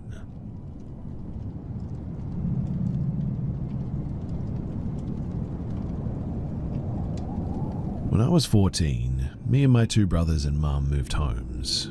It was a council house in my hometown of Lee, Greater Manchester, and it took us about a month to decorate and get settled in when we all started hearing noises coming from upstairs. It sounded like footsteps and switches being turned on and off.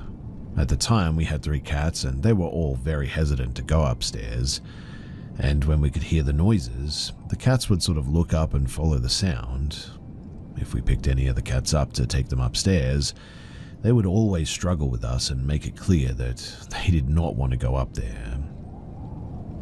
After several months of living there, though, the noises would get more frequent, and then one night my mum said that she was in bed reading, and she felt one side of her bed dip down, and it felt like someone was sitting at the side of her. After being there for 4 years, we all sort of got used to it, I guess, and the noises seemed to settle down, and even the cats would venture upstairs sometimes too. One of them would even sleep in me and my brother's bedroom that we had at the time, and I shared a room with my younger brother. When I was 18 though, my older brother moved out and my mum got a job managing a pub and she moved into a flat above it. So it was just me and my younger brother and cats living there now. I quickly moved into my older brother's old room, which was my first time having my own room. I quickly made it my own and my younger brother used the extra space in his room to get a weightlifting bench. He didn't use it much though, and he would use his clothes on hangers on the bar and that. And this played a part in what happened next. So one night, I had gone to bed as normal at about 10 p.m, and I quickly fell asleep. After a few hours, I was woken up by a loud sound from my brother's room. I quickly jumped out of bed and opened my brother's door, and the cat came running out, and my brother had clearly just woken up as well. I immediately noticed that the clothes my brother had hung on his barbell were swaying back and forth, and the sound that had woke us up was the bar that had 60 kilos on it, plus the clothes, had been picked up and dropped back down. We were both a bit freaked out because that was the loudest thing we had heard from the house, but thankfully nothing like that happened again, until a time when my younger brother had gone to Spain with my mum, and I was on my own in the house. But I had booked a trip with friends to Ibiza. The night before our flight, I asked one of my friends to stay at my house because he was a heavy sleeper and was difficult to wake up, and we didn't want him to be late for the flight. He came to my house at around 4 p.m. I had already told him that we might hear the footsteps upstairs, but I don't think that he believed me. As it was summer, it was a very warm day, so I had the back door open to let some breeze in, and we were both just sort of sat in the living room. And then the footsteps started.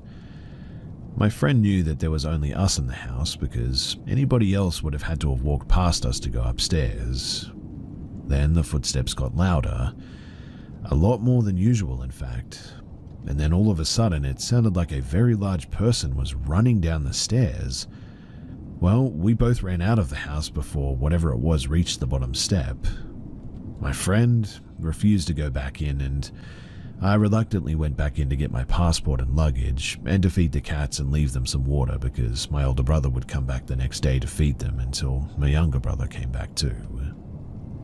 Nothing much happened after that.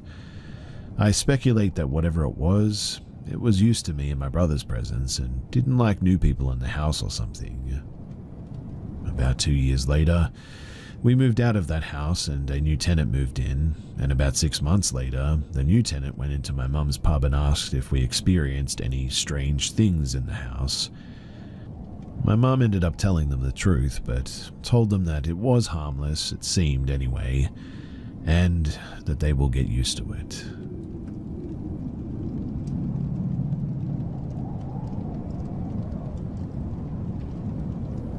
Tonight, I saw something that I just cannot wrap my head around, and so I'm coming here to ask for any insight.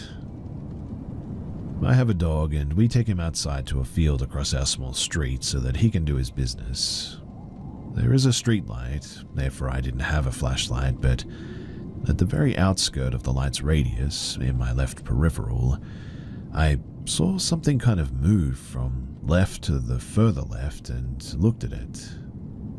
Whatever it was on 2 legs, a lighter tan sort of coloration, and I know it wasn't a deer as I never saw it on 4 legs, and this may sound a bit silly, but it moved so effortlessly for about 20 feet that I know for a fact that it was not a deer or something like it. Also, it didn't make any noise at all. The only way that I noticed it was by catching it moving, in fact. My dog did notice it as he did his business facing the other way. Unfortunately, I didn't see it leave as I looked towards my dog to determine if he was ready to get back to the house, and when I looked back a second later, it was gone without a sound. I didn't start to freak out until I talked to my mum about it. She believes in the supernatural, and sometimes I'll brush her off, but when I got back in with the dog, I told her that there was something weird outside in the field. She asked me if it was standing straight up in a light tan color, and to this I immediately closed the curtains because, to heck with that. I then told her about how it started in a kind of bushy area before moving left, and she corroborated it and described it the exact same way that I did. Also, the way that it moved without a sound and didn't bounce or buckle or anything, just kind of drifted or glided even. Turns out that she saw the exact same thing about 2.5 hours earlier when she had just taken the dog out. I keep trying to tell myself that it must just be a deer that was standing, but I would have known if it was a deer standing up like that. I've seen deer do that before. They don't stand up as long as the thing tonight did, and I didn't see ears or antlers or even a black nose or anything. Even the proportions of what it looked like looked more human than a deer, I guess. But it definitely wasn't a human. Again, it was at the outskirts of the light, but I would have known if it was a deer for sure. So, any insight would be greatly appreciated. I wish that I had made this story up, but unfortunately it's real, and it's right next to our house.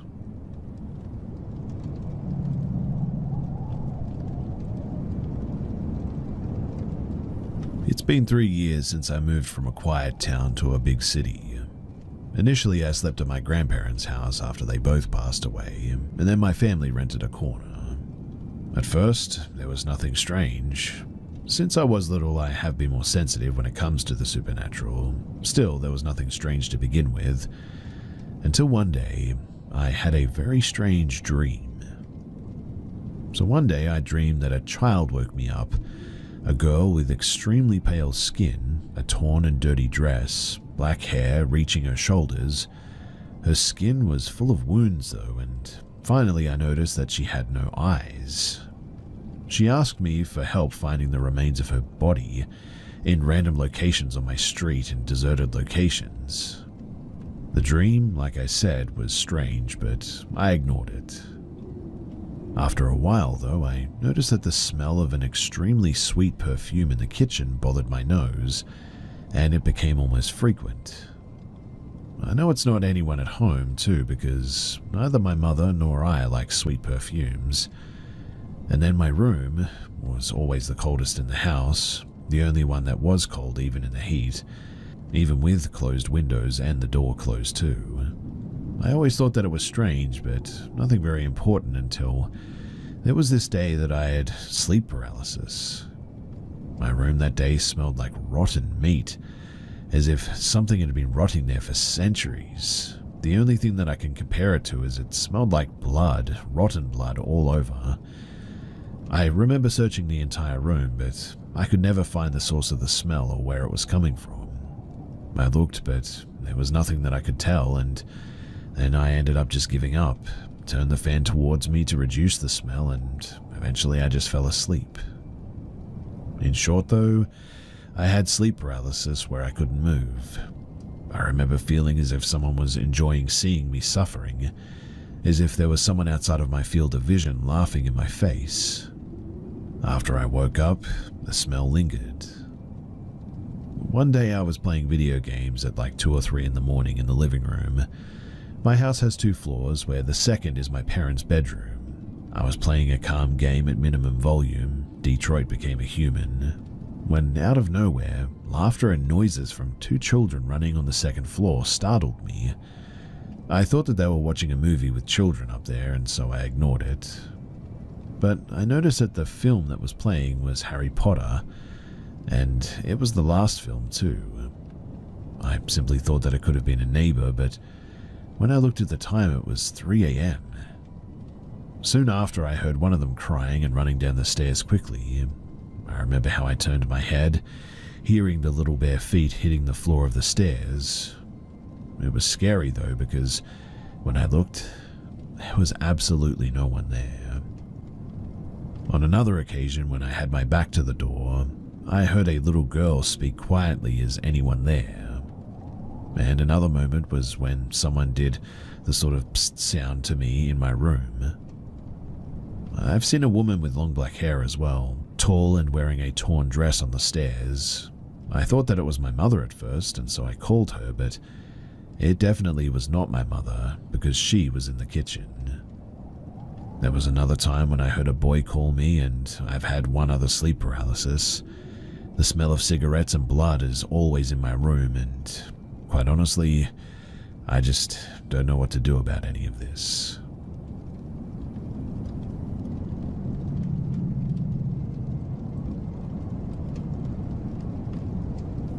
I had an imaginary friend when I was a child, around the ages of 3 to 7, I believe. His name was Tom Willison. He was a short old man who always wore blue jeans and a black and white plaid flannel.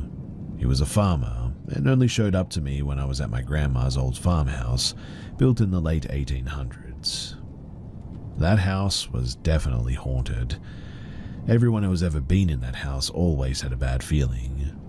On the farm, animals would die in grotesque and unexplainable ways. My uncle who grew up in that house would have astral projections sometimes, wherein he'd be in the house, but it was almost like hell had taken over or something. My mum used to see a man on fire running up and down the stairs. One bedroom upstairs stayed freezing cold no matter what the temperature was, or how much heat was being pumped in through the vents. The previous owner's teen daughter unfortunately self-deleted in 1965 because, as she said in her note, the man on fire never left her mind and kept taunting her until she couldn't take it anymore. Tom would only ever appear to me in this house, and I never saw him again after my grandma moved to North Carolina in 2009 and put the house on the market. It didn't sell until 2012. The new owners lived there for 2 years before putting it back on the market. And the house, it remains vacant to this day. Tom and I would just hang out, and he would talk to me like an adult, told me that he was a farmer, spent most of the time that he wasn't playing with me taking care of the animals. He was always very nice, and his energy felt safe and inviting. I told my family about my friend Tom, but we always said that he was just my imaginary friend. I can still picture his old wrinkled face and jovial smile clear as day. But do you think that he may have been a spirit? Maybe he lived in the house before my mum, her brothers and parents. I've tried looking his name up, but I can't find anything. Maybe it's Thomas or Tom Willison or Wilson or Willison with a double L or something like that. Or maybe Tom is a middle name. I'd love help or the names of resources that I can use to find any information on him, like death records or obituaries or something like that. If anyone can help me find this information, the farmhouse is on Lincoln Highway in the very northern part of Allen County in the broader Lima, Ohio region. If you can help, then I really appreciate it, and thanks.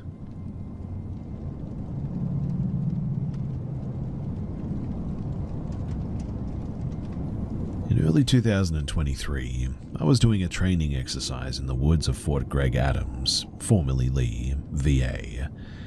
On the first night, I was pulling security facing the wood line and saw a long, lanky, at least 7 to 8 foot silhouette of a man that was completely black. He was about 50 to 80 meters away and would peek out slowly from behind a tree and then sprint to another one, and repeated this for a solid 5 minutes before I just never saw it again. The sun had not quite started to set yet. I would blink hard and look away, but it was still there, and I didn't believe my eyes at first and thought maybe the shadows of the trees were playing tricks on me, and dismissed it as that before other weird stuff started happening that night and also over the next couple of days. So the first night, same night as above, my squad and I heard a long shrill scream from the area of the woods that I saw the thing running around. The second night, My team and I spotted a 3-man team moving through the woods, and when we engaged, the team vanished and just weren't there anymore. One of the evaluators came over to us, confused, and asked what we were firing at since they didn't have any OPFA or opposing forces over there.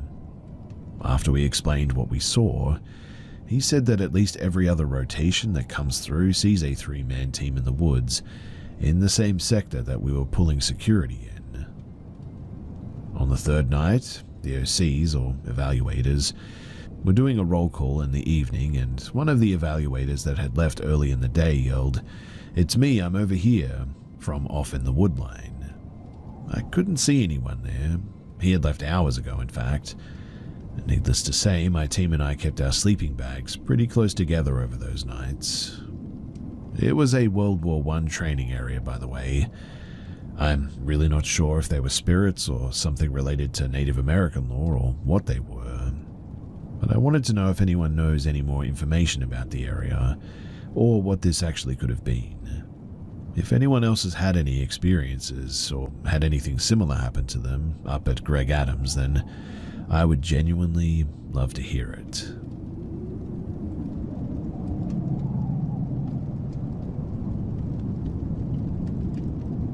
Most of the time when people have supernatural encounters, they're alone, it's dark, and they usually have a reason to be extra alert or paranoid, such as being out in the forest or exploring an abandoned building or something.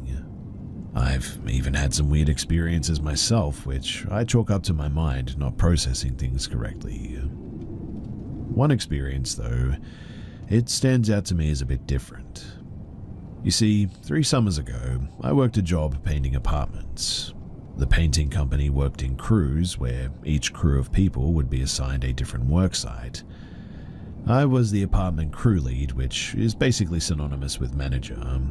Apartment crew lead was a fast-paced, hectic position, which required 10 to 11 hours a day, managing a crew of the least experienced painters and moving between 3 or 4 work sites every day. All of that is to say that while I'm working, I'm focused, in a bright environment, around other people at all times, and my body is constantly in motion. It's the very last place that I'd expect to start imagining things, which is why this specific instance really stands out to me. So my crew was about halfway through repainting a 2-bedroom apartment. I had finished rolling out the first bedroom and moved to the second, and was about halfway through filling the ceiling.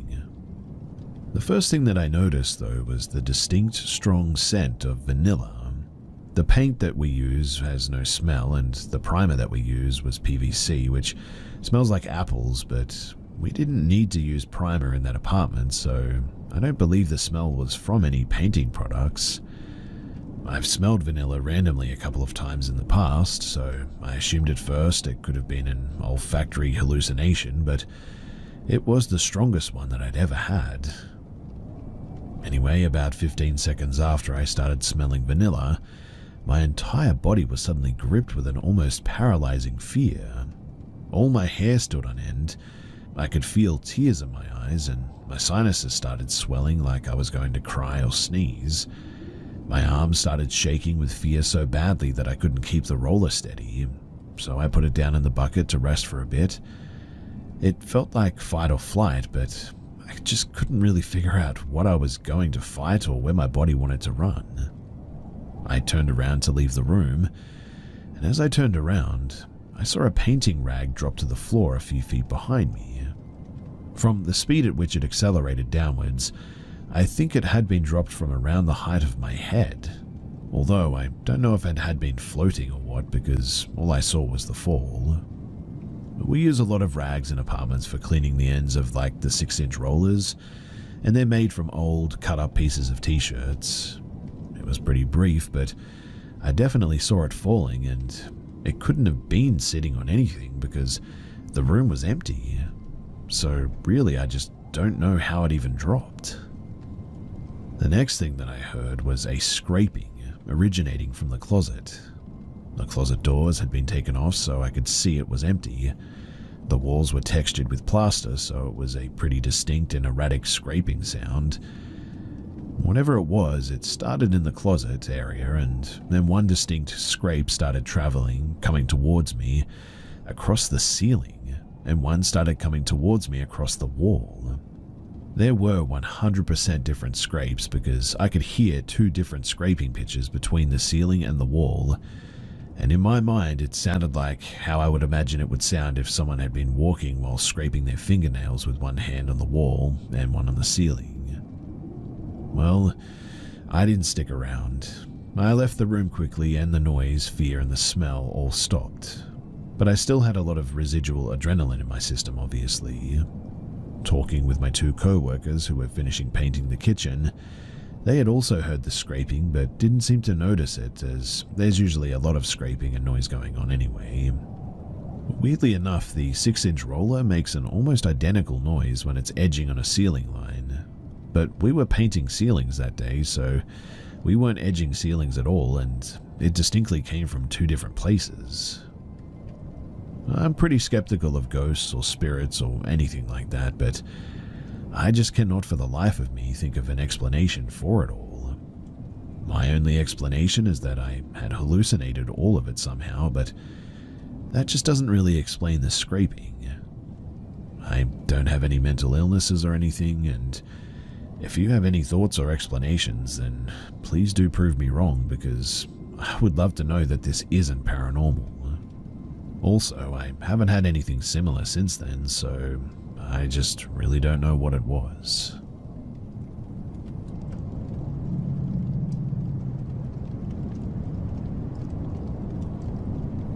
I'm going to talk about something that happened to me about 2 months ago.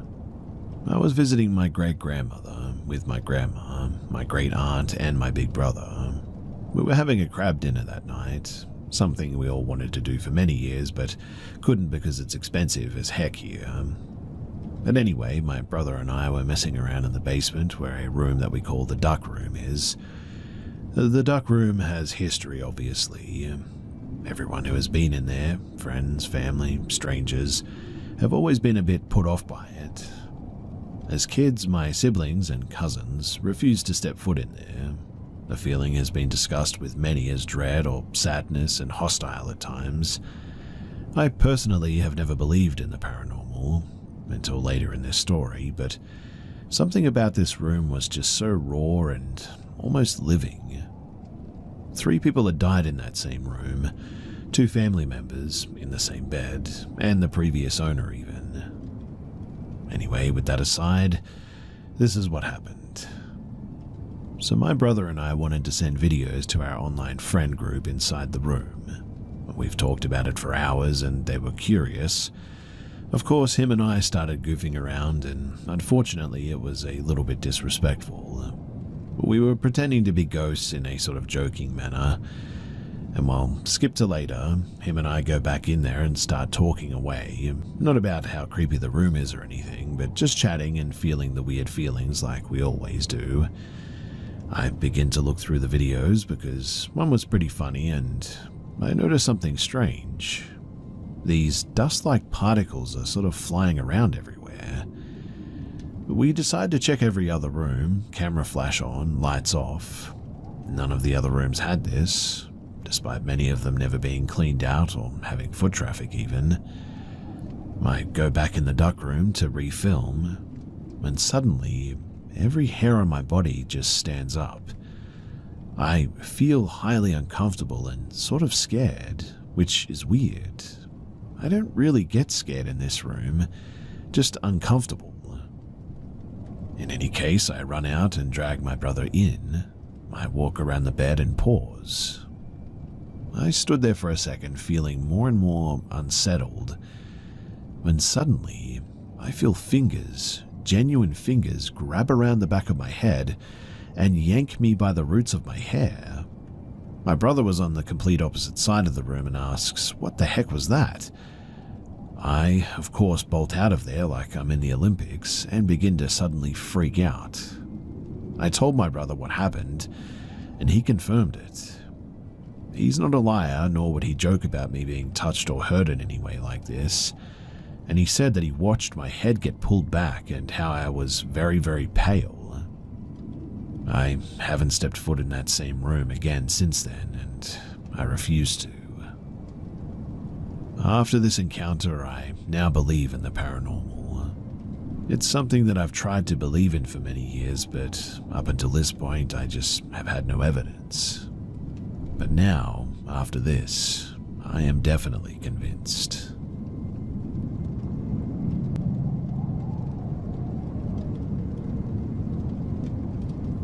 This happened when I was in college. It was a period in my life where just a lot of creepy stuff happened to me. I don't really know what I was doing to attract so many weirdos at that time in my life, but I probably should have been evaluating my life choices a little more closely. Anyway, during college, I worked as a tutor at school, but on the weekends, I would sometimes babysit for family friends. One of the kids was actually old enough so that he didn't need a babysitter. His name was Chris, but he wasn't old enough to watch the younger kids yet, whose name was Kevin. Thus, my presence on the night that would prove to be, honestly, just terrifying. So, I was babysitting for this family one Saturday night. The parents didn't usually stay out too late, getting home at like 10 p.m. or earlier even, most nights anyway when I babysat, for their monthly date night. But this particular night was a special situation. I cannot remember the circumstances of it now, but I was 19. I could stay out past 10 p.m. They figured that they'd be home by at least 1 a.m., and they said that I was welcome to spend the night, but I'd already decided that that would not be happening. That house, honestly, had a super weird vibe to it. It was kind of isolated, and they had all these old buildings on the property too. A silo, some sheds, a gigantic barn, etc. Maybe I've watched too many horror movies, but all I could think was that there were just so many places for people to hide in those buildings. Plus, the house was really old too, and those always freak me out because, well, ghosts and all that. So I was not going to be spending the night, in other words. That much was clear. Now, as I was babysitting the kids, and Kevin wanted me to go help him find something in the basement, he had all of these costumes he used to dress up in. Once, he scared the absolute life out of me when he came up behind me in the dark, wearing an ultra-realistic soldier costume, carrying a replica musket that I could have sworn was real, but turned out wasn't. I nearly lost a part of my soul that night. But the basement was the second creepiest part of the house. The creepiest was definitely the attic, obviously, because attics are terrifying as good as they are.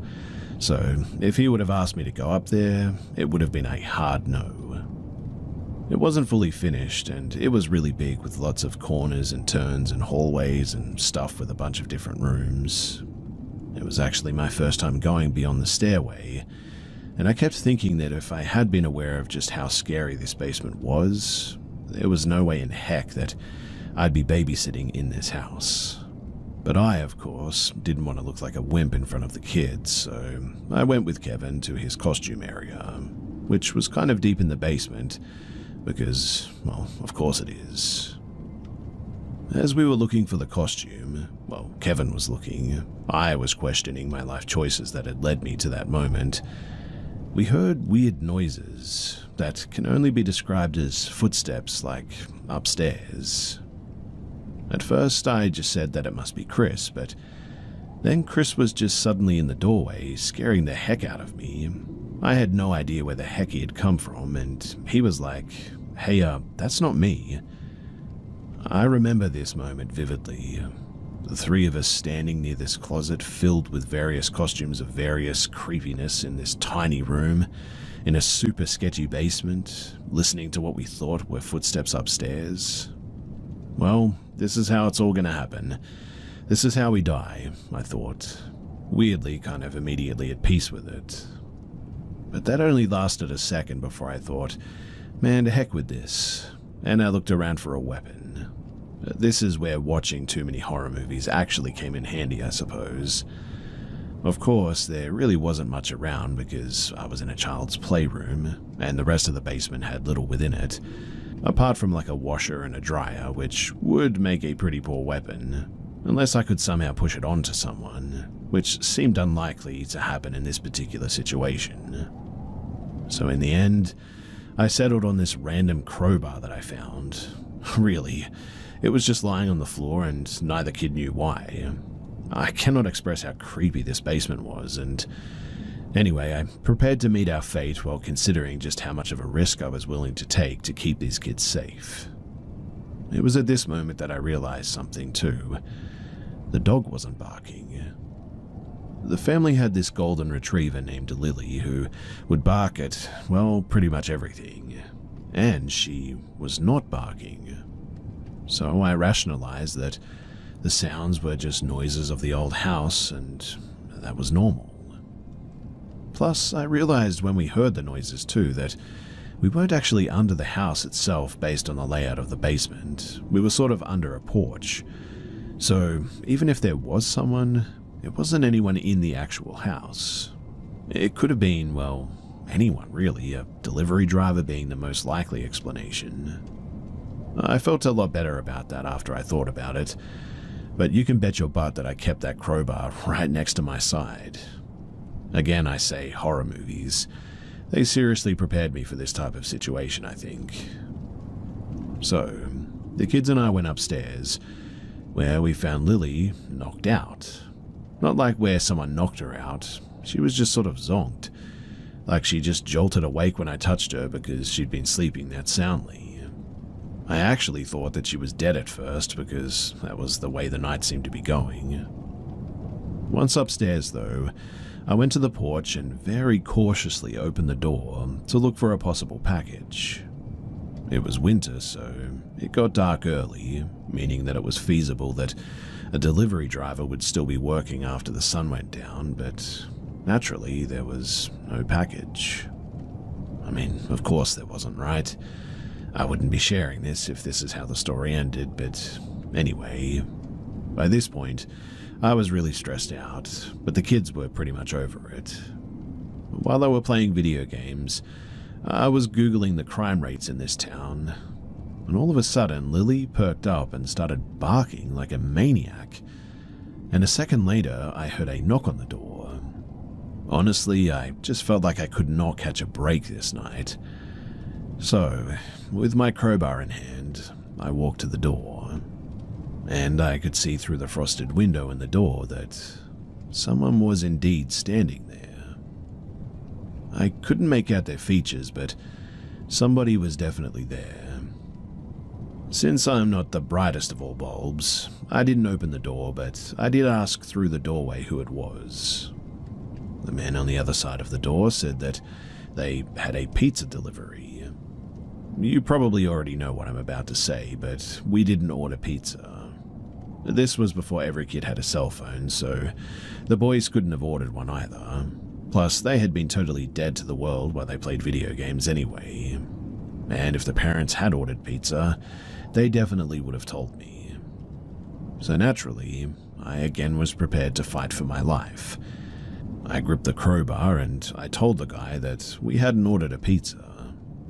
I thought for sure that he was going to insist and try to get me to open the door and all that, but surprisingly, he didn't. He just said, "Oh, sorry, my mistake," and he turned and left. At this point, I had a lot of questions, as one would when facing a series of unusual events in a creepy house in the middle of nowhere. So as I saw the guy walk off the porch through the frosted window, I opened the door just slightly to catch a glimpse. I wanted to see this guy, in case I needed to identify him out of a lineup or something eventually, but by the time that I opened the door, he was walking away, so really I only saw his back. But I did immediately notice two strange things. One, I didn't see a pizza in his hands, and two, I didn't see a car anywhere. The latter I could rationalize because, well, he might have parked on the street somewhere, which would have been strange since they had a large horseshoe-shaped driveway, but, it's possible, I suppose. but there was no pizza. I guess it technically might have just been blocked from view, but I doubt that really. I almost called him out on this too in a burst of ill-timed bravery, but then I realized that if I did, he would know that the jig was up and would have nothing to lose. So I just closed the locked door and hoped for the best. Later that night, Lily was again knocked out and the kids were upstairs in bed. I didn't think that I was going to fall asleep that night.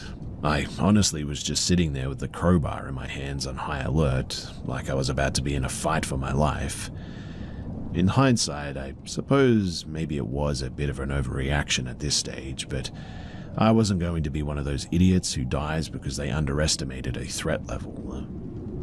I mean, I might as well have suggested the kids and I split up, which, of course, I realized in that moment that was essentially what had happened.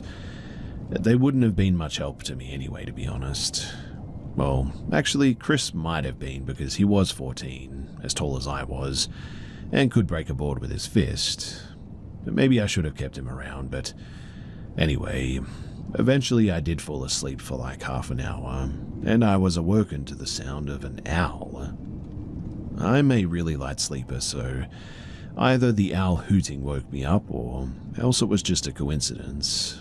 But I heard the owl when I woke up, absolutely heard it. Only it didn't sound quite right. It sounded almost like an owl, I suppose, but something was off about it. As I look back on this now, what I did next was extraordinarily foolish, given the events that had already transpired that night. But I think my tired brain just wasn't working fast enough, and that's the real killer in horror movies: exhaustion. In my fatigued state, I decided to investigate. I went to the door and I listened. The owl was still hooting, but it still sounded so weird. I couldn't figure out why it sounded so off.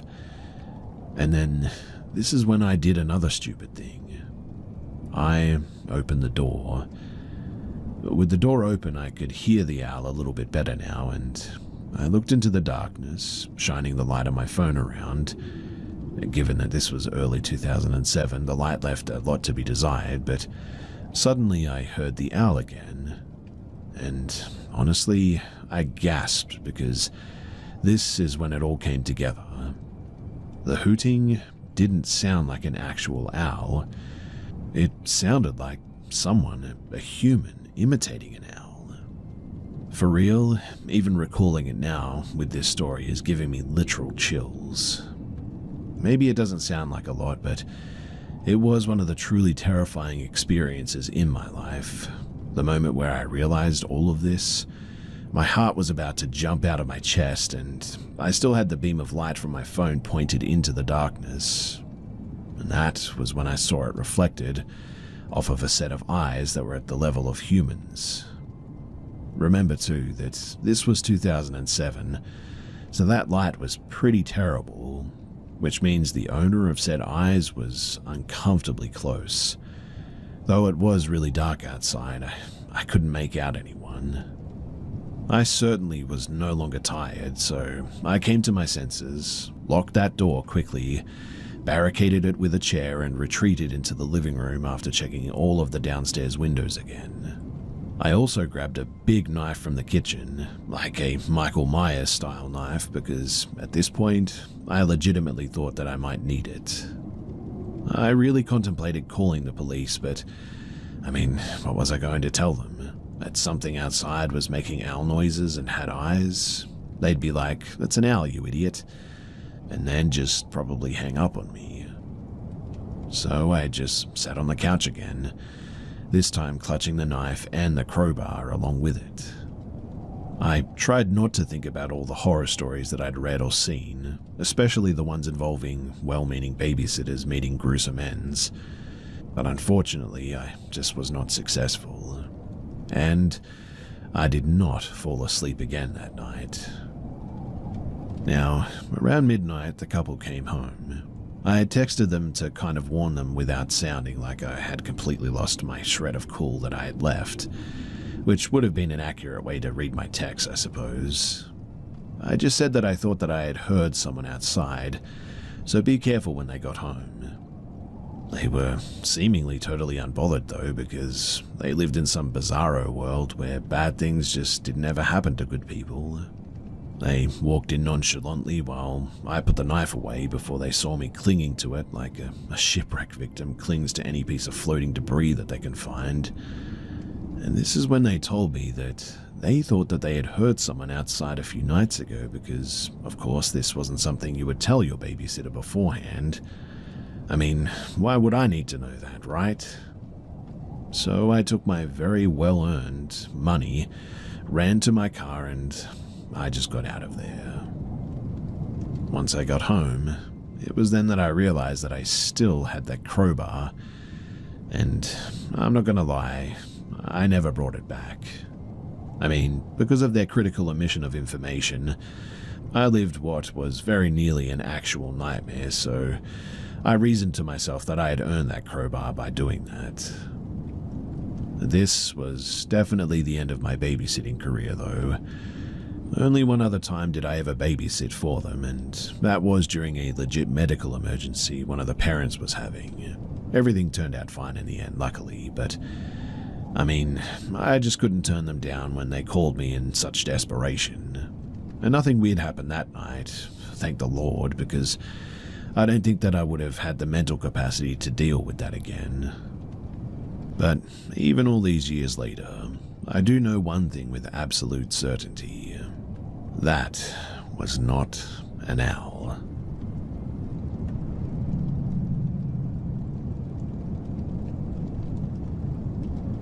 When I was a freshman in high school, Alyssa was my role model. Alyssa was a senior. She was so gorgeous, confident, smart, effortlessly stylish, and always owning the room. Back then I was way too shy to talk to her. Seniors are already pretty intimidating to freshmen, but Alyssa was next level intimidating because she was just such a queen. I didn't expect anyone to see me the way that I saw Alyssa, but I was pleasantly surprised in my senior year. You see, in my senior year, I started finding cute little notes in my locker. I wasn't expecting that at all, but I was really flattered, I must admit. The first one said, "You were beautiful in that dress on Friday." The handwriting was neat and simple with a cute little heart at the end. More notes kept coming too, always in the fourth period. I got a note every week or two, in fact. I know that they came during fourth period because I checked my locker before and after every class, but they were all really sweet and they said things like, "Your smile lights up the hallway," "You shine brighter than any star," "Your homecoming photos are straight out of a magazine cover, so stunning." There were more notes that I don't really remember, but they weren't exactly, well, romantic or flirty or anything. They looked sort of like things that I might have said to Alyssa if I would have spoken to her. I thought that maybe that they were from a shy underclassman girl. I had my suspicions. I didn't tell anyone about the notes. I really didn't want my friends turning this into an investigation and embarrassing whoever was leaving them. Whoever was leaving these messages, I genuinely thought that they just meant well. Then, in the second semester, my schedule changed. My last class of the day was upstairs, near my friend's locker. My friend's last class was near my locker, and so we swapped eventually, and I forgot about all these notes until my 18th birthday. That morning, my friend handed me a note that she had found in her, or my old, locker. It said, "Happy birthday, princess." At first she thought that the notes were meant for her, since any of these compliments could have fit her too, but when she realized that the birthday didn't match up, she put two and two together. Come to think of it, I don't think any of the notes ever said my name, but I admitted that the notes had been happening all year and explained that I didn't want to make a big deal about it. Then my friends launched their investigation that I had been worried about. All of the girls in our friend group became detectives trying to solve this mystery. One friend, who didn't have a fourth period class, stationed herself by the lockers to surveil that area. And, you know what? It actually worked.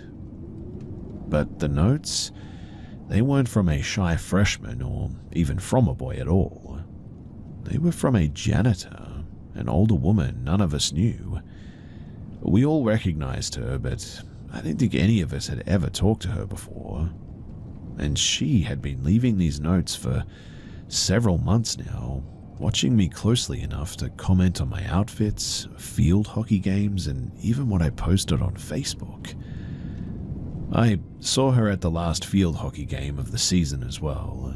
She sat quietly in the stands, and that was the only time that I'd noticed her watching me, but I have no idea how many places I just didn't notice her watching me from. None of us brought this up to her, and I mean, she hadn't done anything wrong, I suppose, but the whole thing just felt unsettling in a way that is just really hard to explain.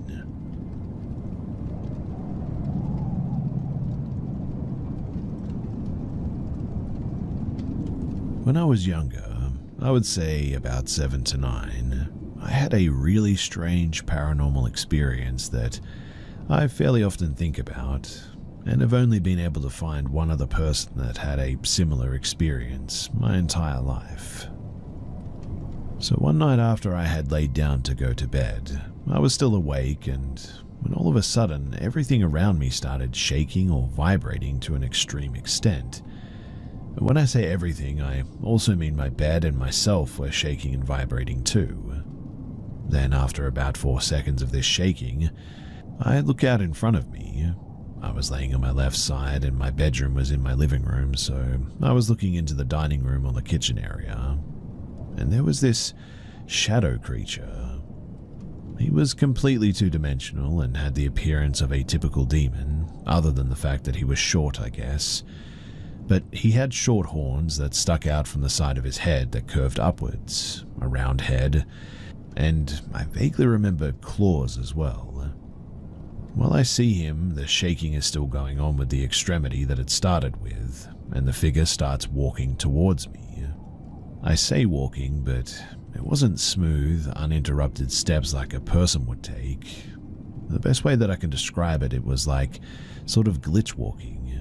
It's like he would disappear and then reappear a few steps closer. Obviously, I was freaking out and crying and screaming, but the shaking didn't stop. And the figure didn't go away either. He got right up to my face, like if I wiggled a little bit closer to the edge of my bed, my nose would have been touching his. Once he got that close, I screamed for my mum, and then suddenly the shaking stopped and the figure vanished right before my eyes. Hearing this, people may think that it was a dream, but I know for a fact that it wasn't. Just because of how real it felt, and there was no transition from dreaming to waking up. It was all just one seamless experience. Also, immediately after the figure disappeared, I sprang up from my bed and sprinted to my mother's room. Anyway, has anyone else here had anything similar happen to them? I've been here for quite a while now, but I never just thought to share about all of this here. For some reference, I'm 19 now, so this would have been about 10 to 12 years ago, I think. In any case, if you've heard of a story like this or have been through something like this yourself, then I would love to hear from you.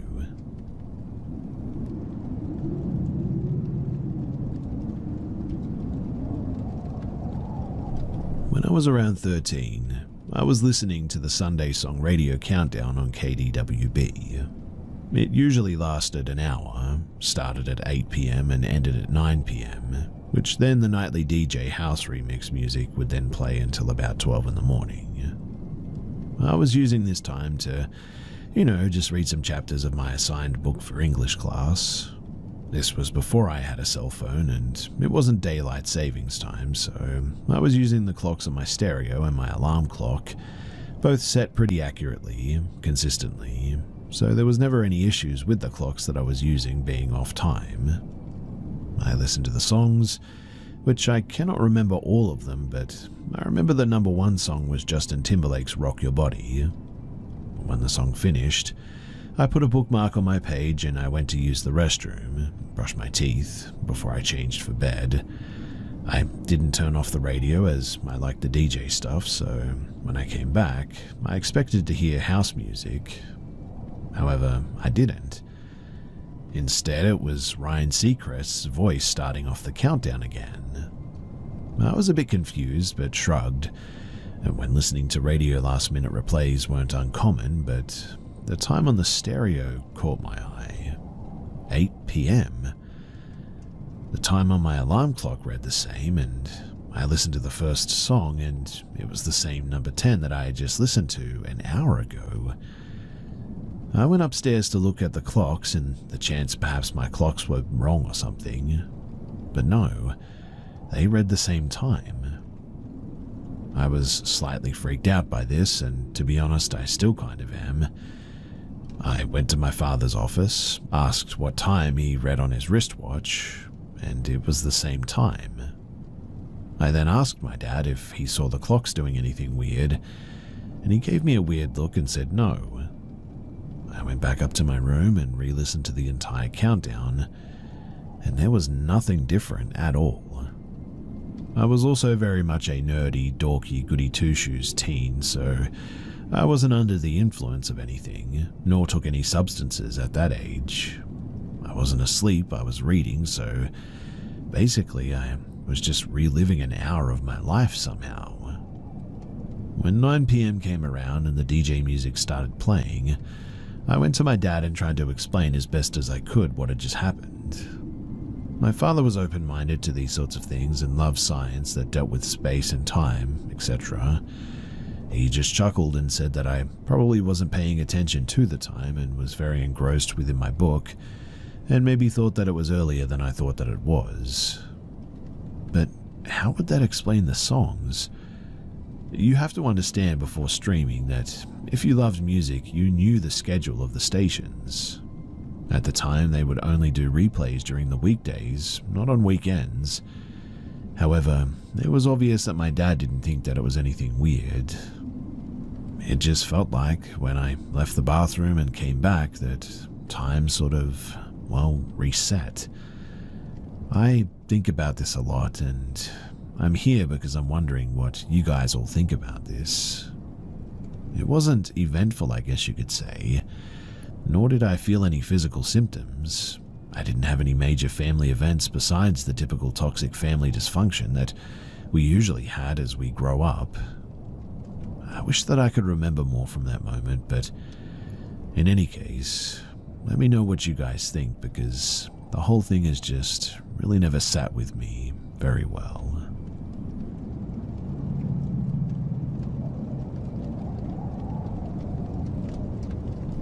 So Monday night, I went to sleep with my girlfriend in the house that we're currently renting. We're in a somewhat rural area, so we're not in much of a neighborhood, just off of a small road with a few houses around us really, the closest being about 300 feet away. When we're both startled awake, and we hear a very loud banging coming from our front door, very rapid and strong hits. At first, we both just sort of lie there and listen. After 30 seconds or so, I check the time and see that it's 4 in the morning. Okay, something's not right here. I get up and grab my pistol, then I hear a woman start screaming from the porch. She yells, "Open the door, I'm having a seizure. Mum, open the door." Well, she continues banging on our door with all the violence of someone trying to knock a door in. We're both extremely uncomfortable, so instead of answering, I call the police. I explain the situation and give my address to dispatch, who informs me that someone else has also complained and police are already en route. So, for like the next 10 minutes or so, I'm just frozen between my girlfriend still lying in bed and the window that we have on our front porch that the stranger out there could easily access. She continues beating our door violently and screaming every few seconds until the police finally arrive. They go and talk to her, and then eventually approach my door and ask if she said anything of any use. I tell them what she had been saying, and then they go back to talking to her. My girlfriend comes out at this point, and we step out together to assess any damage to our front door. She immediately looks down and spots a pair of channel locks, similar to a pair of pliers for those unaware. And when we look at the door, there is a multitude of dents from where the woman outside had been beating our door with the channel locks. I hand the channel locks over to the police and have them come back to our front door to photograph the damage. Bear in mind that we actually have a metal front door and she has made significant dents all over that thing. Police finish talking to her, then come give us a case number. I ask why she was doing that, and all they tell me is that if what she says is true, she had a good reason to be panicked. I ask if she lives near, and they point at the immediate house next to ours and tell me that she just moved back in with her parents apparently. 5 hours later, I hear a knock at my front door. I go and answer, and it's the woman from last night. Pretty visible drug usage has dwindled her body down to a sickly figure. She says, "I'm sorry if I scared you guys last night. There was a lot going on." Before I can even reply, she says, "I can fix your door. How much do you think that it would cost to paint over it?" It's Wednesday now, and every time me and my girlfriend have left to get lunch or go to work or go shop or whatever, she's always standing halfway out of her front door, just sort of staring at us. I'm waiting on the case report to be finished on Monday so that we can hopefully get a protective order against her. This has obviously been a pretty stressful situation, and me and my girlfriend are having difficulty sleeping ever since then. I really hope it doesn't escalate from here, because that night was genuinely pretty terrifying.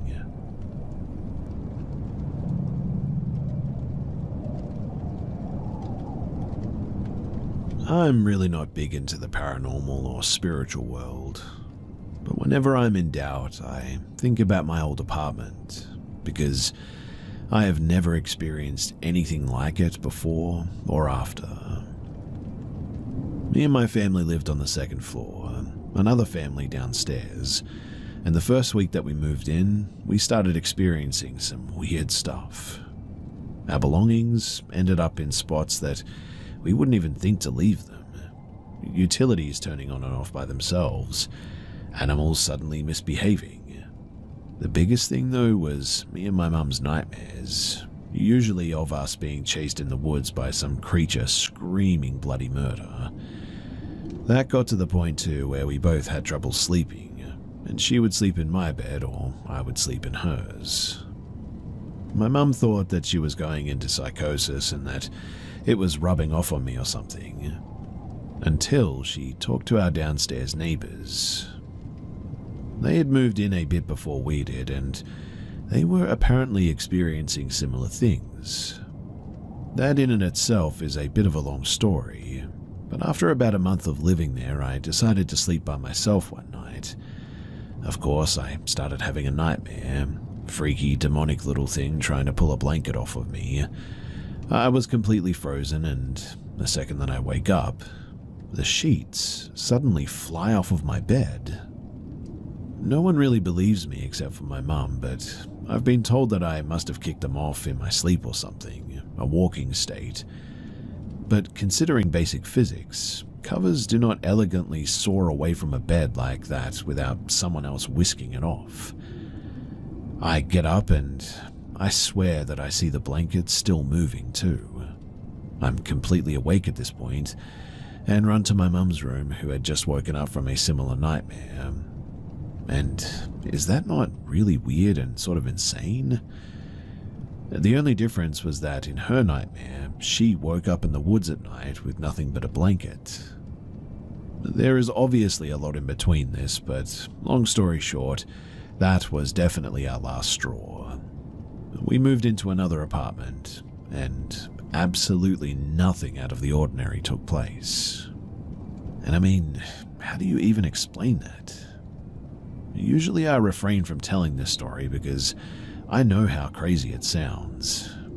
But I just couldn't help but share it here, and I would love for all of you guys to let me know what you think about all of this. Was there really some sort of paranormal activity going on, or was it all just in our heads?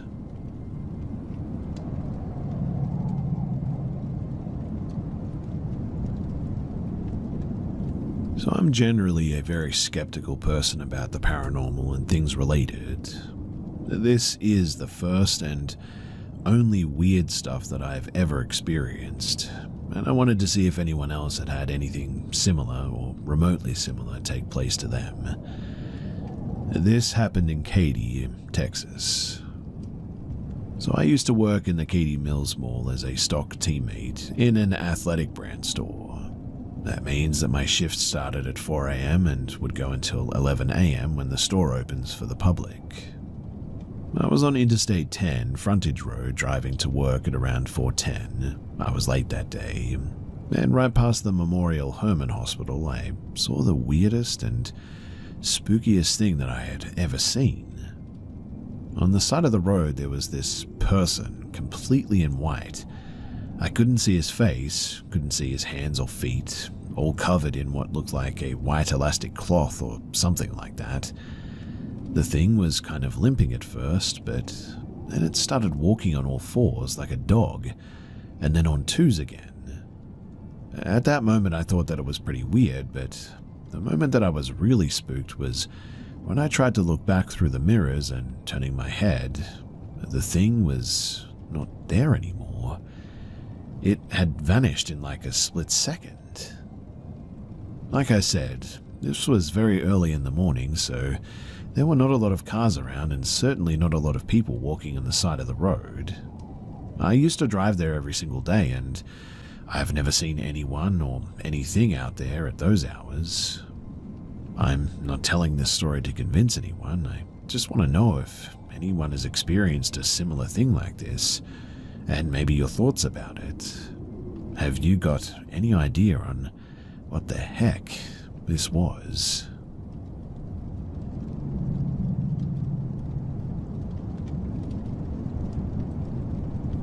So, this happened to me when I was 6 or 7, living in Massachusetts. Back then, my family and I lived in a basement under this family and their 2 kids. Like I said, I was around 6 or 7 at this time, and this family had a daughter that was probably 4 or 5, and another that was maybe 10.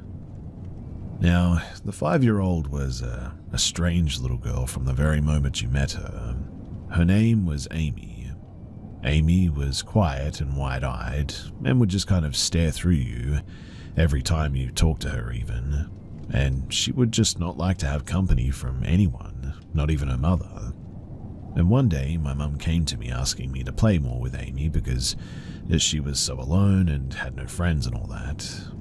Since I didn't know anything at the time, I was just like, whatever, and I went upstairs to play with her.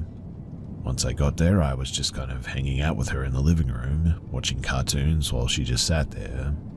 Her sister then comes into the room and asks me if I really came to play with Amy. I said that yes, I did, but she really didn't give me attention, so I was just going to kind of watch TV. Her sister then turns to me and says something like, "Good, don't interact with her too much, she's not right." I didn't really think too much of it at that time, and the day kind of ended with nothing more happening. In fact, it was pretty boring, really. A couple of days later, I go out to play with Amy again. My mum told me to. And after a few minutes there, Amy turns to me and says, "You need to leave. She doesn't like it when I play with you," while constantly shifting her eyes from me to the windows. I don't remember exactly what happened because it was years ago, but I remember feeling super queasy at the time and very uncomfortable, so I just sort of went back home and told my mum what happened. Now, my mum was a very Christian woman, and so was Amy's mum. When I told her this, she immediately got very worried and told me not to go back there. Apparently, Amy's mum had already told my mum that Amy always mentioned a friend that would tell her what to do and what to say, like an imaginary friend. I didn't really have much more contact with Amy alone after this, but I did learn what comes next as an adult, talking to my mum about it. After Amy said that I couldn't play with her anymore, my mum and her mum went to talk to Amy to understand what was wrong and why she didn't want to play with me.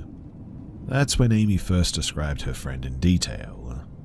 Apparently, she said that her friend would yell at her and make her do bad things if she didn't obey her.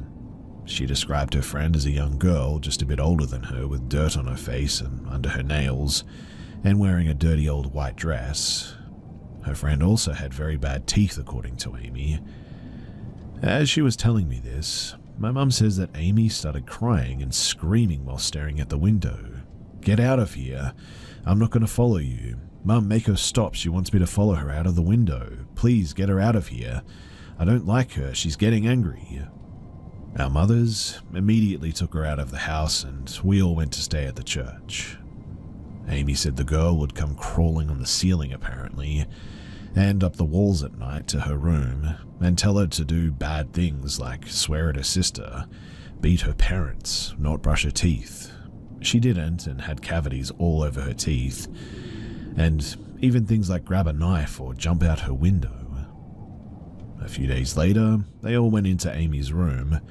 My mum, her mum, Amy, and a pastor from our church to try and to do, I don't know, exercise whatever was there or whatever. My mum says at first Amy was crying while this happened and begging them to stop. But then she started laughing and saying that they were weak and sinners and things like that. Eventually, apparently Amy just kind of passed out sleeping. I'm really not sure what happened next because we moved out of the house and after that I never saw Amy again. What I do know though is that my mum says the pastors went to her house several more times and Amy also went to a psychologist and a psychiatrist as well. I didn't see most of this happening other than her telling me not to play with her and the super weird vibes from being near her. I remember very vividly that whenever she got into the room, you could sort of feel the mood change and get heavier, even to a 7-year-old. Anyways, that's my story. I have no pictures or anything like that, but I still get goosebumps just thinking about Amy. She was a very, very creepy little girl. Sorry if you want more than this, but I really don't know all the details because I was so young back then, and most of what I know today is just from asking my parents, so yeah. I hope you enjoyed the story, and I also hope that Amy's doing okay.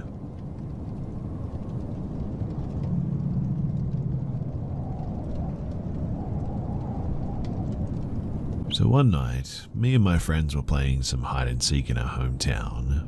We were probably about 13 at the time. I went into a small area that is basically sort of like a shortcut from the main road to the side road. I unfortunately went alone and I didn't even think of what could happen. I remember that we were only 13 at that time and we didn't bring phones with us, so if something actually happened to us, nobody would have even known. The game started and I ran sprinting into the woods area. The first 30 seconds were pretty good. Disclaimer too, we have a rule that we have to come to the checkpoint where we start and we have to save ourselves from not getting picked to search or whatever. But after around maybe a minute, I start hearing footsteps. I say, "Hello, are you one of my friends?" And something that was there didn't say anything. So I started backing out. Fortunately, the woods area has a main route and 2 side ones, so I could have run either way. I start backing out and, from nowhere, this man just appears from the woods and starts sprinting at me while saying, "I'm going to catch you," in a creepy and sort of eerie way, like a kidnapper, I imagine. Fortunately, at that time, I trained football or soccer, so I was pretty confident that I could outrun him or at least make him tired. I pretty much sprint all the way through the woods with the only light being the moonlight, and after around 2 minutes, he eventually gave up.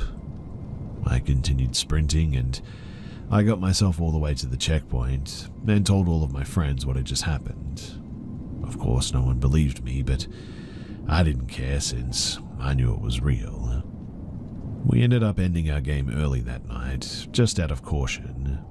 And to this day, I still don't know who or what had tried to catch me that night. But for sure, I know that if I hadn't have trained like I had as a young guy, the outcome would have possibly been very, very different.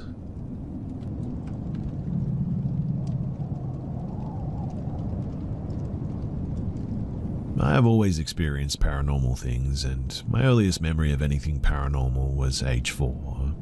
I have many stories of things that I've witnessed in my lifetime, but this is one from my time living in rural Missouri. In 2009, I moved in with my boyfriend, now husband, and his family. They lived in a beautiful farmhouse on several acres of land. The nearest neighbor was probably a half a mile down the road, so it was very quiet. This home has a large basement that was basically a 2-bedroom apartment, and that's where my husband and I lived. As soon as I moved in, though, I started to notice strange sounds and see things. I didn't mention these things to him because, well, I didn't want him to think that I was crazy. It would take me a long time to share every single instance of what we witnessed, but I'll tell you the ones that still scare me to today when I think back. Now, right outside of our bedroom door was a long hallway that led to the staircase and another bedroom. We were the only 2 people to ever go into the basement, and one night we were already in bed watching TV. We began to hear extremely heavy footsteps pacing up and down the hallway. It was so heavy that we thought maybe someone had broken into the house and was wearing heavy work boots or something. We turned the television off and started to listen closely. It would pass by our door and seem to go towards the end of the hall, and then would sort of double back near the door. At this point, our dog was growling and looking towards the door. With the TV off, the bedroom was pitch black dark as well. My husband called out hello, and the sound of the boots, they stopped. He started to text his mother, the only other person home that night. He asked her if she was downstairs, and she responded shortly after that she was sleeping. My husband started to get up and find out what was in the house. He made it about halfway to the door, and all of a sudden the door literally flew open. It was with such a force that the doorknob knocked a small hole in the wall. At that point, our dog went absolutely crazy and was barking and ran to hide under a table. The bedroom was extremely dark, so my husband tried to hurry and turn the lights on. Lights come on and silence. He runs into the hallway to look around. We both searched the entire basement, but we found nothing. Another night, we were sitting in the living room area in the basement watching television. Behind the living room area was a kitchen area that had a bit of a long bar there. We had a few bar stools up on the bar and a telephone on a charger. This particular night, we were the only ones at home as everyone else had gone out to dinner. We start to hear a weird sound, almost like someone was moving furniture across the floor. We sort of lower the volume on the TV so that we can hear things better. We hear something moving again. All of a sudden, though, we hear a very loud crashing sound right behind the couch. We then feel something hit the back of the couch.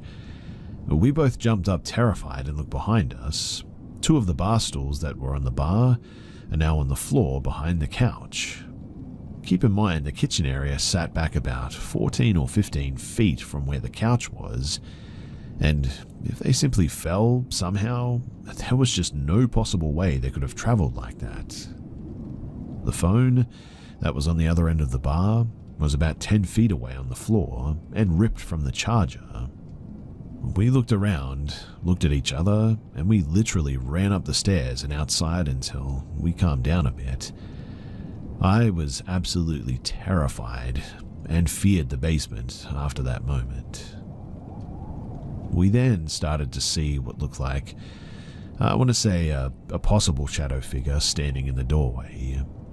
Each time we would see it, it was just standing there and would slowly move away. It got to the point that we would try to ignore it until it went away. We told his mom and stepdad, and they told us that they saw and heard things frequently too.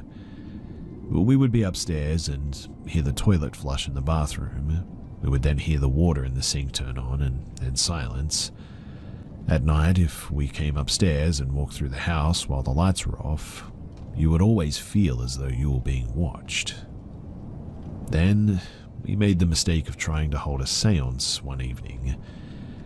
We wanted to ask and see what was there, or maybe what they wanted.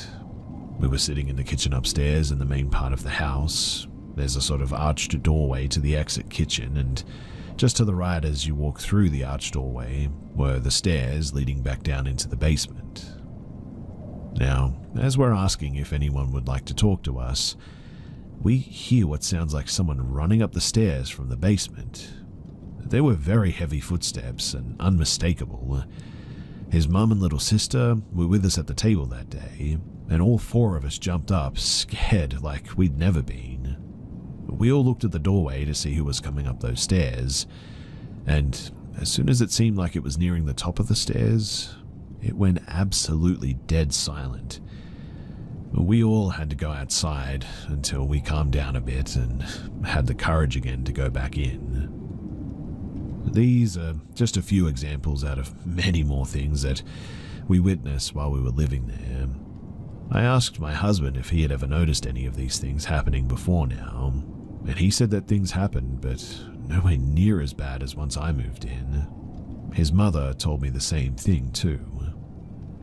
We ended up going to the library and speaking with a local historian, and she told us that in the late 70s, a young woman had actually ended her life there in that home. And, yep, you guessed it, in the basement. She told us that a young woman who lived in the home had become very depressed. She apparently hung herself in an area right by the basement kitchen, which immediately things started to make a whole lot more sense at that point. I have so many more experiences in that house. If anyone would like to hear them at some point, then leave a comment below and maybe I'll write some more up for all of you guys to hear. But for now, this will have to do, and if you got this far, then thanks for listening.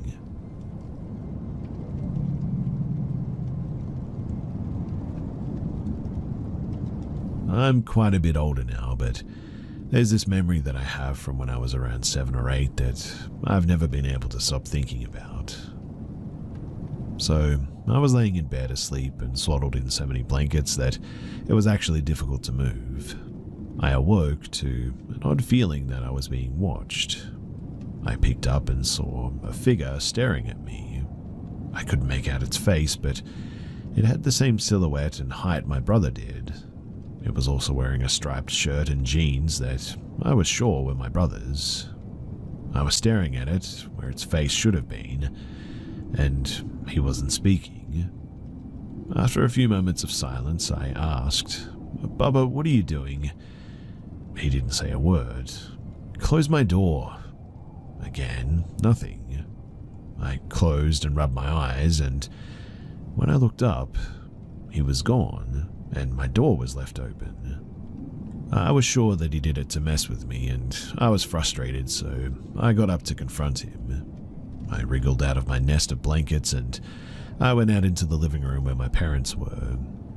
But my brother was nowhere in the room, so I asked where he was. And my mum told me that he had gone out with some friends some time ago.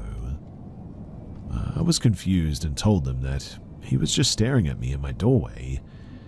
My mum told me that no, he wasn't, and he had been gone for hours. I pressed on and said that I just saw him and he was staring at me, not saying anything. She asked what he was wearing, and I told her that he had a striped shirt on. She told me that that wasn't what he was wearing when he left. I don't even think he owned a striped shirt actually in the end, but we all kind of shrugged it off like, that was weird. But it was hard for me to fall back asleep after that. I was very creeped out. My parents were very creeped out by that as well, and it was all just very confusing.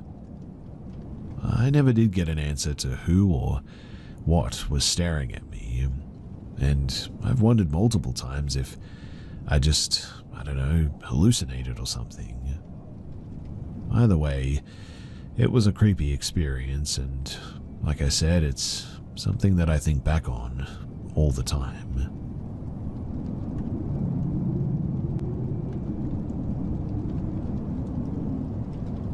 This happened a little over 10 years ago, but the memory is still very vivid. My parents, they had just rented a new house, and my sister and I were splitting the basement. I had my full-size mirror placed against the back wall at the time, so by looking in it, you could see the open doorway that led to the stairs. They were just around the corner of the doorway, so you couldn't actually see the stairs, though. But anyway, my sister also had a big wardrobe that she kept a TV on and clothes in, which wasn't lying flat against the other wall. It sort of came out on an angle which is back towards the stairs, basically. Now, I was doing my makeup one day not too long after moving in, and I looked down to grab something, and when I looked back up, there was a little boy crouched down in the corner behind my sister's wardrobe. I never got to see his face, but he was wearing a yellow shirt with red shorts and black shoes. As soon as I caught sight of him, even though he didn't see me see him, he got up and shot straight out the doorway, and I assume up the stairs. Of course, I got up as quick as I could and tried to chase after him, but he was gone. Also, there was no sound from him at all, no footsteps that should have been there by the way that he was sprinting, and really, there was nowhere that he could have hidden. The underneath of the stairs was open since we had just moved in. I could see every inch of it, so really there was nowhere to go. I don't know who that boy was.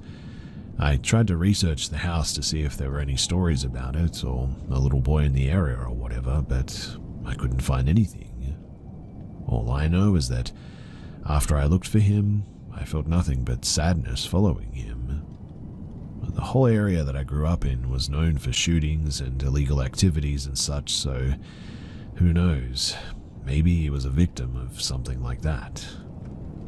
I don't know, but it's just an experience that has always stuck with me ever since then, and I don't think that I'll ever forget it.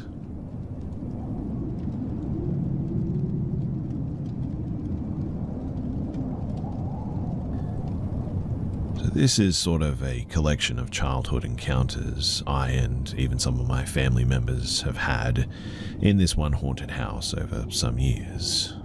One of them in particular I've told before, but I hope you guys enjoy it.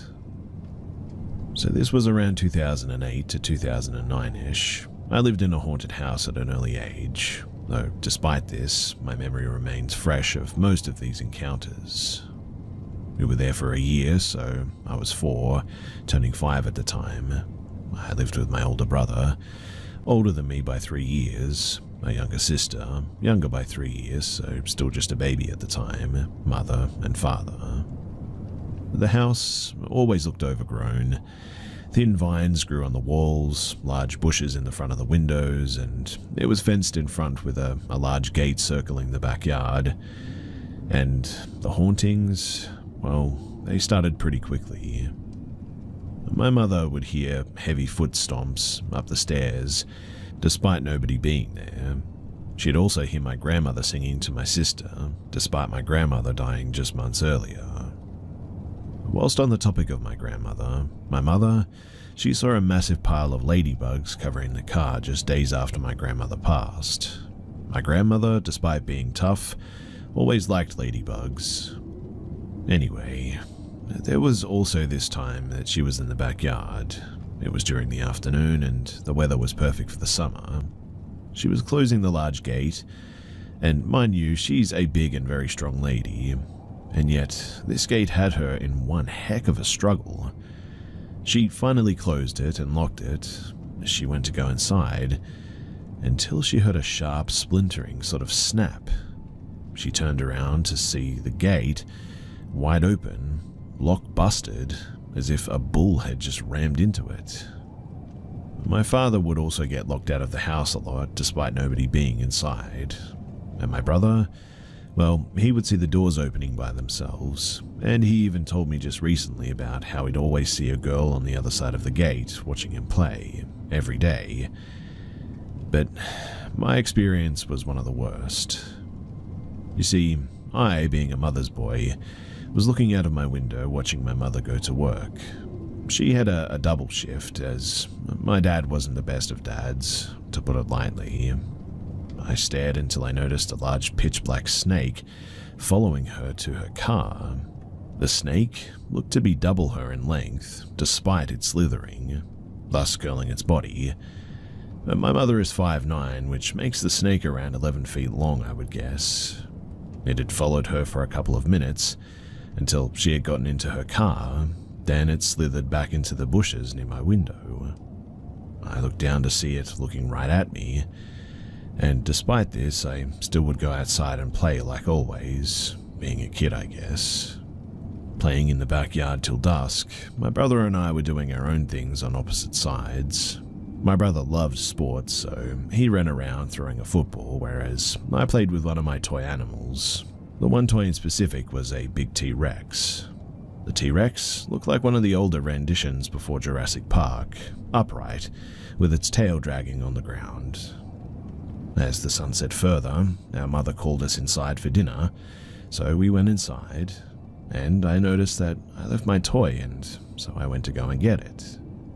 It was dark to where I couldn't really make out any noticeable colors, but not so dark that I couldn't see outlines and details of objects yet. And I noticed the T-Rex chilling right by the tree where I had left it. I went to pick it up, only for it to crumble as if it was dirt, in the shape of a T-Rex. I got freaked out by that, and I just ran back inside. Now, notice that I said that I can remember most of these encounters. The reason I point this out is because my father said that he'd often see me sitting in the corner of my room or in front of a blank screen. He'd ask me what I was doing, and I would always simply say that the old man told me to. I have no recollection of this happening, but my father swears up and down that this happened. He would also have these sleep paralysis episodes, I think, often seeing shadow folk around the room, whispering to each other. And this last one was definitely the most horrific. Waking up in the middle of the night, I heard footsteps. Luckily my TV was on, so I still had light. Thinking, though, that it was my dad, I got up to go and see him. But when I opened the bedroom door, there was this old man standing there. He looked down at me, and that's when I noticed that he looked corpse-like. I absolutely freaked and banged on my mother's bedroom door. She opened it, and I hollered about how there was this ugly man in the house. She took it as someone actually breaking in and picked me up with one hand and had a bat in the other and basically ran around the house, turning every light on and cussing loud enough to worry some of the neighbors. Just recently, when I was talking to my mum about the house, she said that the old man incident had actually happened twice, and that my great-grandpa might have actually known the guy. I may ask him about it sometime, but this was just one of my many paranormal experiences in that house.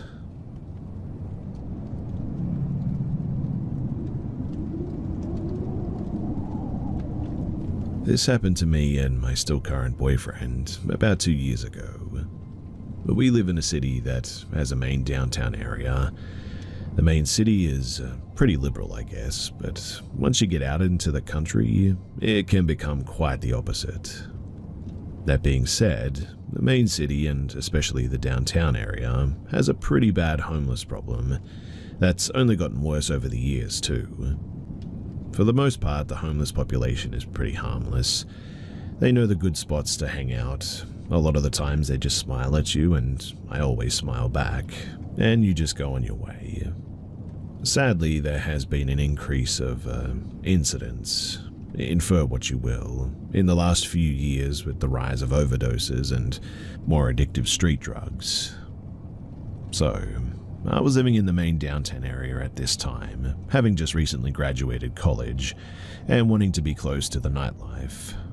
My best friend that I met in college and I were roommates, and we had an apartment right in the middle of downtown. It was pretty much the perfect setup. My boyfriend, his name was Jack, happened to live one block down and then about 5 or 6 blocks south of that. It was about a 10-minute walk, give or take. It was even closer to the heart of downtown as well. So you can probably imagine how convenient that made it for hanging out, and also not having to take a car and worry about parking and all that.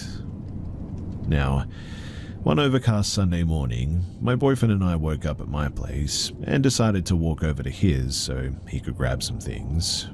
We had walked the majority of the way. It really was just a straight walk on sidewalks the whole time. We were on the right side of the road with the street to our left. We're not even 1 minute away from my boyfriend's place when I notice something ahead that makes me feel a bit uneasy. First off, there's a guy walking in front of us in the same direction that we are, with his back to us. I can see that he has both earbuds in. He's walking at about the same pace, so we aren't about to run into him or anything. In front of him, facing and walking towards all of us, is a different guy though. He had a small frame, was maybe 5'8", wearing dark pants, a red sweatshirt with the hood up, and a backpack. Even though his hood was up, I could still see his face. Some short black hair poked out, pale skin, and these black, beady, crazy eyes that I'll never forget. I assumed him to be homeless, as it was an area that was popular for them. Now, he wasn't looking at us, but rather the pedestrian with the earbuds in who happened to be closer to him and in front of us. All of a sudden, though, I see the homeless guy run and quite literally rush the pedestrian in front of us. Like, ran up and then stopped about a half foot from this poor dude's face. Since the guy had his headphones in, he probably just wanted to mind his own business and walk home quietly. He was clearly taken by surprise and stopped and took one of his earbuds out to see what this crazy dude wanted. Me, while I am a bit of a risk taker, I still don't like putting myself in the wrong place when I don't need to be. And this freaked me out, and I didn't want the guy to notice us and come at us next. So I stepped left off the sidewalk and into the street. Now, there was a pretty big lane for a street parking, and it was lined with parked cars, so I conveniently hid myself from view behind a car as I continued walking. I then heard this guy start yelling obscenities at this poor pedestrian. Things like, "I'm going to run you over with my car, I'm going to find you." Like I said, we were not 100 feet from the entrance to my boyfriend's apartment at this point, and after witnessing that, I just wanted to be inside. My boyfriend, he had continued walking on the sidewalk, and in an instant I had come back into view, and we turned right towards the apartment at this point. Now, the apartment did have a main entrance from the street side on the sidewalk, but my boyfriend had just moved in and didn't have the code for the front door yet. All he had was his fob to the parking garage that led to the stairwell up into the place. But we were using that at the time to get in. We walked up to the parking garage door, clicked the button so that we would start rolling up. I hadn't looked behind me at that point.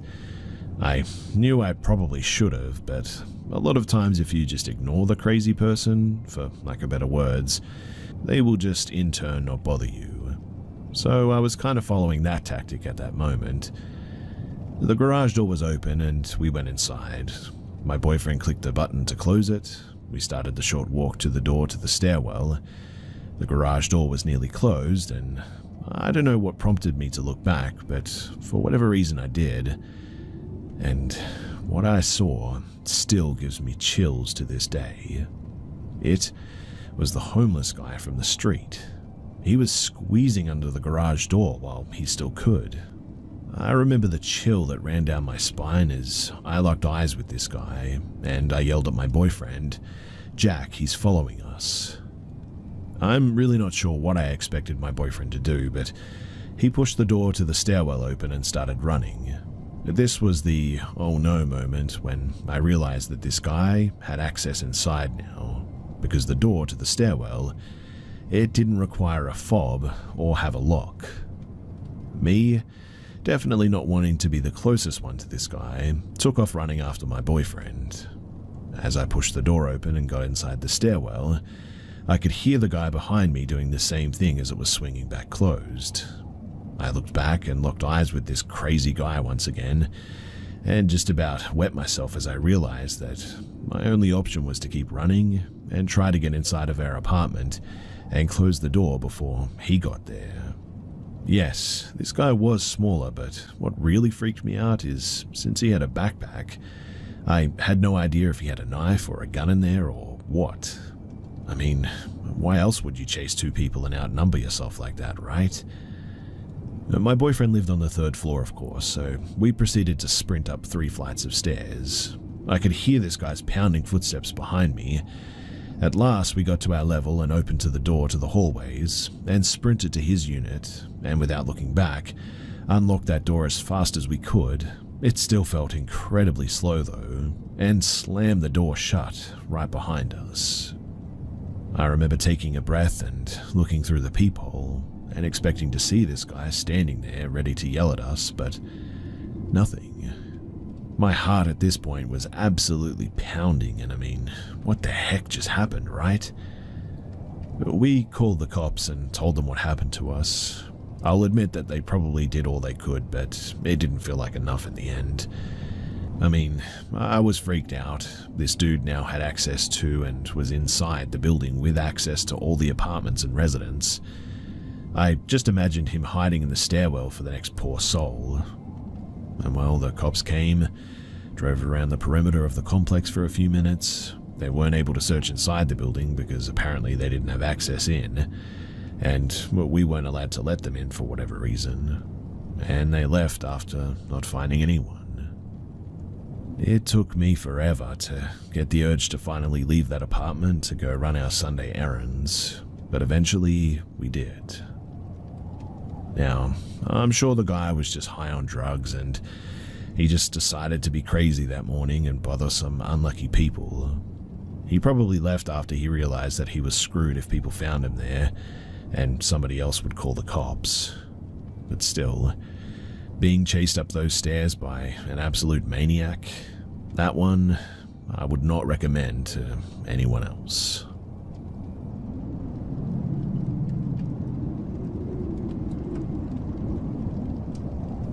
This is a bit of a short one, but when I was about 6 or 7, I came home from school one day, and I hollered up the stairs to let my sister in high school know that I made it home.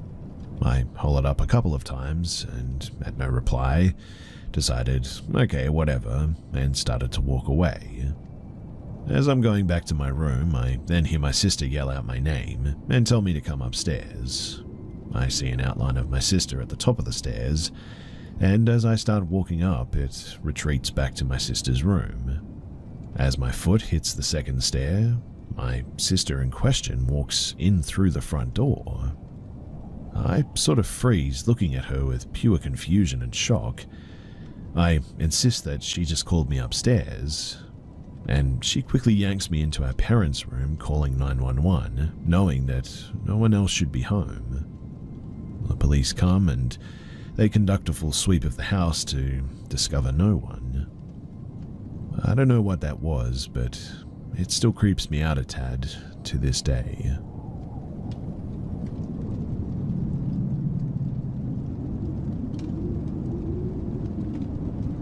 Throughout my life, I believe that I've come into contact with 3 different types of paranormal spirits that have affected me in one way or another in very different types of situations.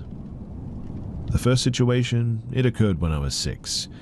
My family moved into a new town in a very old house. The house that we moved into had a bit of a history we learned about later. Apparently, an adolescent who lived in the house tried to end their own life at least 3 times, twice in the house and once in a big cedar tree out front. We didn't find out about that until we'd already been living in the house over a year, and really there was nothing that we could do about it anyway. We didn't have the means to move, and it wasn't like it really should affect us in any way. For the first few months, though, living in the house, I would often wake and find pieces to a small china tea set on my headboard. I recall one in particular very vividly. It was heart-shaped, gold-trimmed, a saucer with a lady in a yellow dress waltzing with some dude. In total, I got about 8 pieces. My sister got about 5.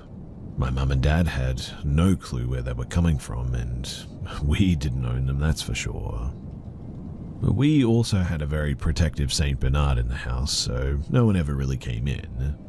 While my sister and I were getting presents, my mum woke up one night hearing our Saint Bernard growling in my brother's room. When she went in there to check, a sharp shard of glass was laying on his pillow next to his head. Our Saint Bernard would always sleep in my brother's room after that too, which was really odd. The second entity that I've come into contact with, we'll fast forward about maybe 1.5 years. Now, my mum is friends with this lady called Mrs. Bradstream. My older brother is in class with one of Mrs. Bradstream's kids. It's summertime, they're moving away, so my mum offers to help them with a garage sale. There are like 8 kids total, ages from 15 down to like 4. At one point, the 15-year-old asks me if I want to go inside. It was hot out, so I did. I was 7 at this point. Somehow we ended up sitting in his closet. I don't know how, but he asked me if I wanted to, do it with him. I knew what that was at that moment, and it was only for mummy and daddies, so I just left his room. As I got downstairs, they had blankets over the windows to keep heat out, and it was in the living room when I saw it. There was a tall figure leaning on the back of the sofa. Its face was sort of burnt umber in color and very long and angular, dark, sunken, recessed eyes. It held out a hand towards me, but upon seeing it, I took off running outside and would not leave my mum's side after that. Fast forward again, I'm 19 at university in Alaska. A bit of backstory here, as I think it's pretty relevant. My friend and I were in the same course and coming home late at night, probably around 10 p.m.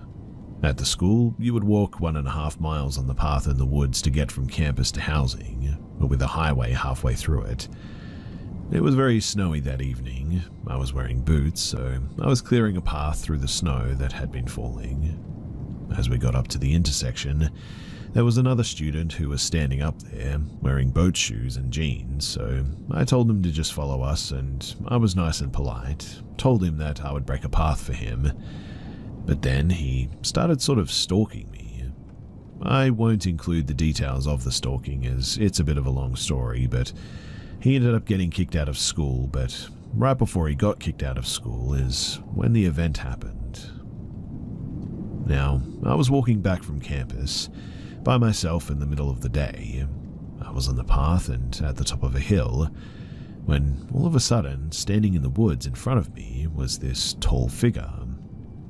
Whatever it was wearing dark clothing, and it was that figure with the burnt umber face again. It held its hand out to me again, and I remember just feeling a horrible tug from inside myself pulling me towards it. I just stood there staring at it, and it almost felt like it was pulling me towards it, like tugging me. And eventually I'm just like, no way, and I turned and found the strength to run away. Looking back, I'm pretty sure that if I had let that thing pull me into the woods, that my stalker probably would have killed me.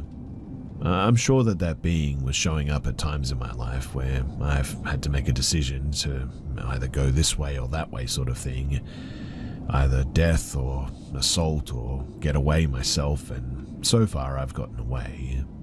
It terrifies me just thinking about it, knowing that 100% positive it was the same figure that I had seen when I was 7 and when I was 19. Now, the next incident I came across is back in my hometown. But before I can really tell this incident too, I do feel it's pretty imperative to tell a little bit of background about my hometown.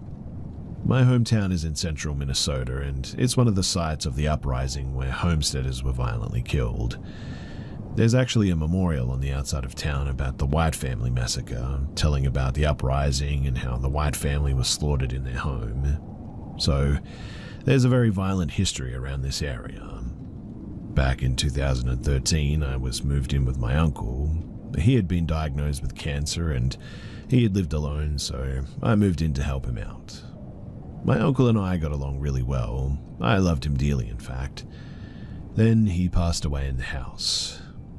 And well, it was about 3 or 4 days after he passed in the house that I started noticing things were off. There was a pillow that had been in my room on the top of my shelf that was suddenly in the living room. I moved the pillow from the living room. I put it in the cupboard behind a cabinet, like a big heavy wooden bookshelf cabinet that would have weighed at least 50 to 75 pounds, so it wasn't easy to move by any means. But the next day, that same pillow was in the kitchen. I put the pillow in the garage at that point, but it was back in the house. The next day I put the pillow in the shed, and it was back in the house again. I don't know what was going on with that pillow, but it wanted to be in the house for whatever reason. I ended up pulling the stuffing out of the pillow. I burnt the pillowcase, and I used the stuffing and made one little stuffed animal that I still have. It sits on my bookshelf, and it's been there ever since about 8 years now. The other ones I made with other pillows, and I gave them away, and nobody had any issues.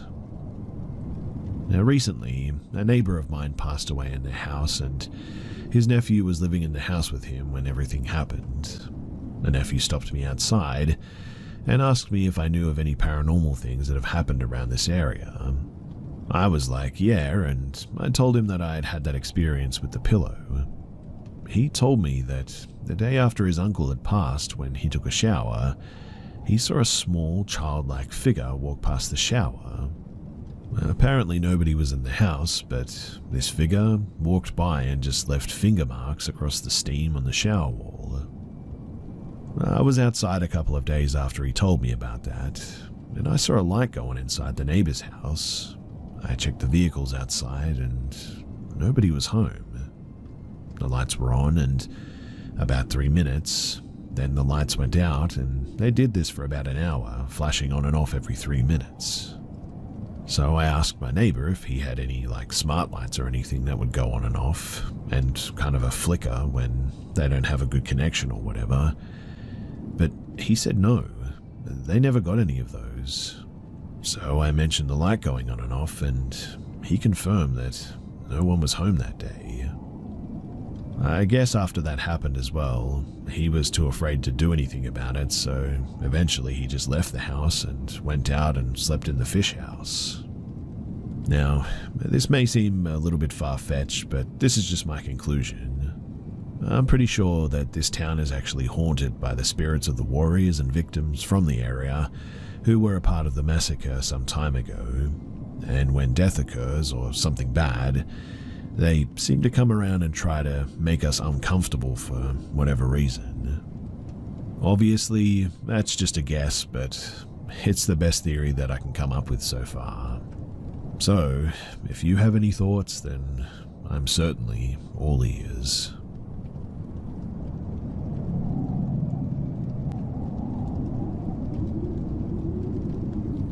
So, there's been 2 happenings in the past week or 2. The first time I went outside to call our cat in, and then 2 of my brothers locked the door as a joke, so I started pretending to be our cat, meowing and scratching at the door. We were all laughing. I could hear them laughing through the door as well. But then I heard a meow. We had let the cat in. She ran in when my brothers closed the door. It was from the edge of the darkness, and I knew that it wasn't my cat. It was someone or something mimicking a meow. 3 of our neighbors moved out recently, so 3 houses were empty and have been for months, and our other neighbors were out or either asleep and no one was walking past. Eventually I went inside and I just sort of forgot about it. The second time though, my mum had gone out, so we were watching the house at this point. I was playing games with my brother and I heard a knock at the door, so I yelled to my younger siblings to open the door and let Mum in.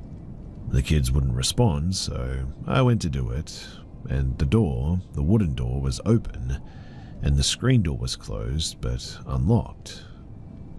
Now, none of the kids had seen Mum at the door. It happened about 5 minutes later, except there's a voice that said "Yoo-hoo" at me at the same time, through the window, so I check it. I was already next to it.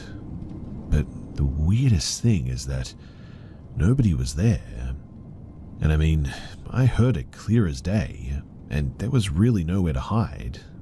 I was looking through the window in less than a second as well. Plus, my mum actually came home 5 or 10 minutes later as well. I have no idea what that was or how it happened, but something makes me think that it was related to the meowing I heard the other night.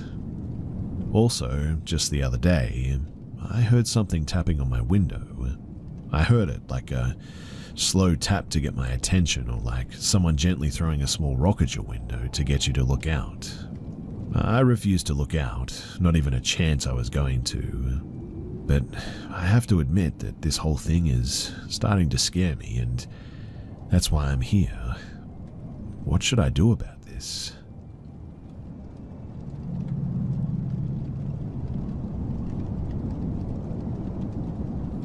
I've always been around paranormal stuff. It used to happen to my mum all the time before I was born, apparently. I've heard all the stories, so it was somewhat familiar. The first time something ever happened, and I haven't been able to explain it, was when I was about 11. I had woken up early-ish in the morning, and I heard this bang on my closet door. It wasn't like a normal bang, too. It sounded like someone had hit my door with an open hand from the inside. I swear that I could feel the outline or sensation of that hand, too. My first initial thought was that someone was hiding in there, so I went to open it, and nothing was there. Safe to say, I was petrified at that point. The day went on, and I sort of forgot about it, until the same thing happened the next morning at around about the same time. I jumped that time, and I went and had a look again, but there was nothing there. This happened consistently every morning for a while too, and it just became normal to me, but then I told my mum. She tried debunking it, but none of it made any sense. She told me, though, that if it is something paranormal, I apparently needed to stand my ground and say that I don't like what it's doing and this is my house. So I heard the bang and said what my mum told me to say. I can say that it didn't like that a second after that too, because it hit my closet door way harder, followed by this massive scrape like sharp nails going down all the way down the door sound. But after that, it stopped happening so often, and then suddenly it just stopped. I talked to my mum, telling her that it stopped, and then she said while I was away that she apparently cleansed my closet. Several years later, I'm still in the same room, and I haven't heard it since. There's been other experiences, but not the same way that this one made me feel, and it was something about the aggression of the hitting that has always just sat with me.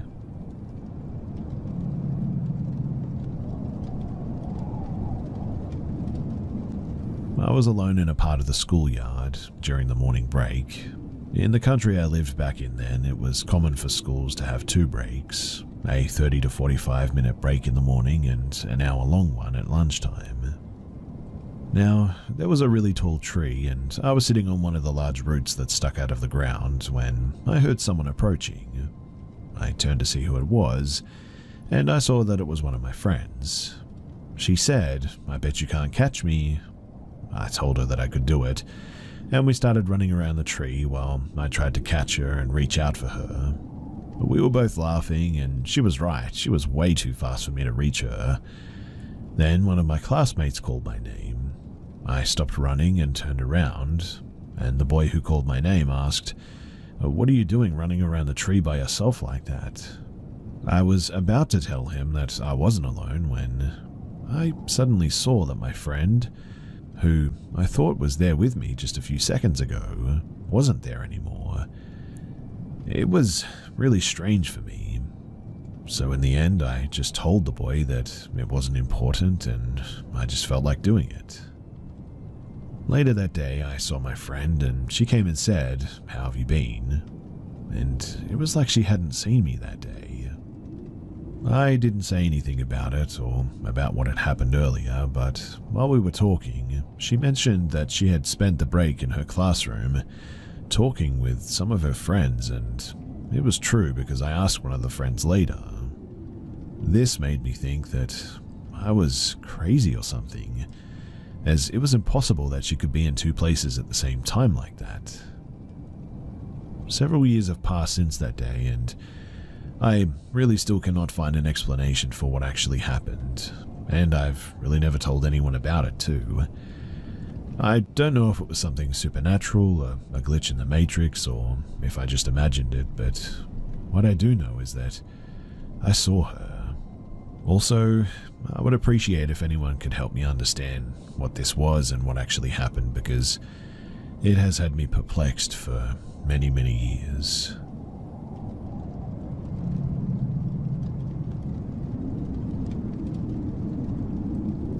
So this happened just last night, and I'm really not sure if it's paranormal, but whatever the case may be, it's still pretty creepy.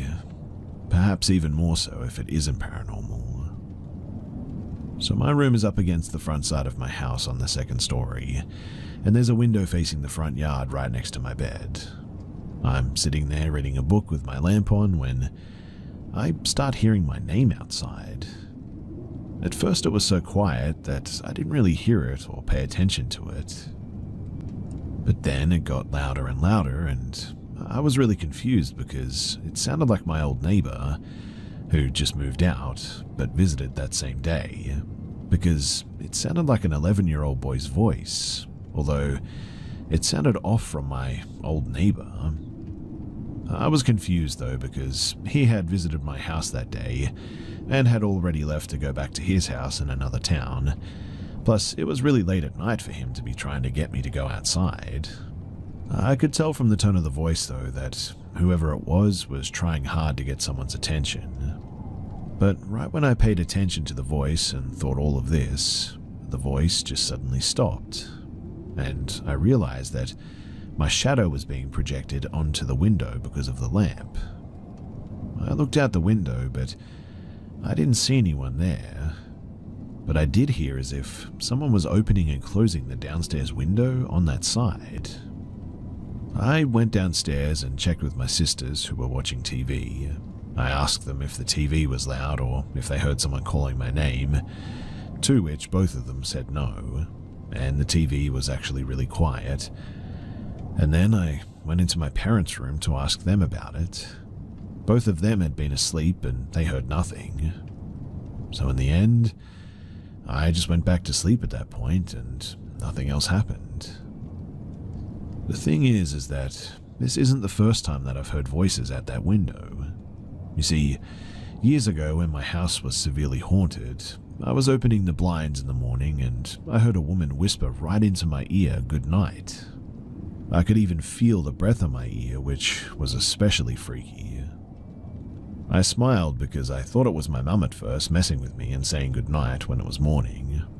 I turned around with a smile, and my smile immediately disappeared from my face because there was nobody else in the room. Everyone else was either across the hall or downstairs completely. Plus, I didn't hear anyone come or leave, and so that was definitely spooky. Anyway, if you have any ideas as to what this voice might have been, then please do let me know, because I'm hoping that it isn't a repeat of, well, whatever those voices were.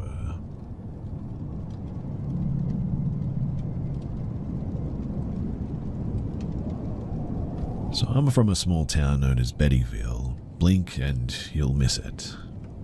Everyone here has some kind of ghost story, and I do mean everyone. But the ones that always stuck with me, though, were my dad's stories.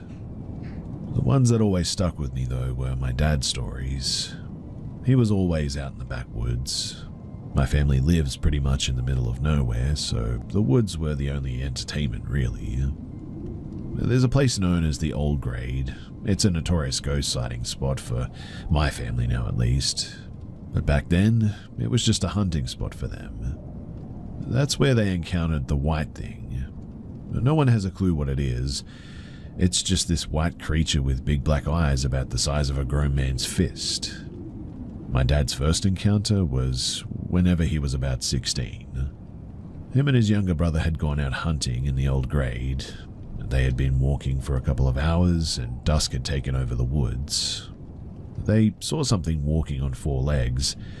It had a snout and looked to my uncle like a fox or coyote from a distance. He started calling it to bring it closer, and that was when it stood up. It stood up on its 2 legs and just stared at them. My dad threw a gun on it and it hid behind a tree instantly. I don't really have a visual to describe why this was weird, but just imagine something that's 4 foot wide hiding behind a 2-foot tree. It makes absolutely no sense, right? The chittering noise that it was making is really hard to describe. In fact, my dad said that it was too hard to describe for him, but it gave him chills talking about it. Upon seeing this, though, they started backing out of the woods and stayed in the light. It didn't seem to want to get any closer if they were in the light, but was sort of moving towards them when they stepped into the shade. They made it home, though, and they tried to tell my grandma what they had seen, but she just brushed it off. My dad and uncle know that they had seen something, though. You can just read the dread and fear all over them when they talk about it, too. And this story has always been the one to stick with me. I don't go in those woods once it gets dark. I don't even really go in the day, to be honest. I feel like whatever is haunting those woods, or whatever is in there, just doesn't want us there, and to be honest, I'm happy to oblige.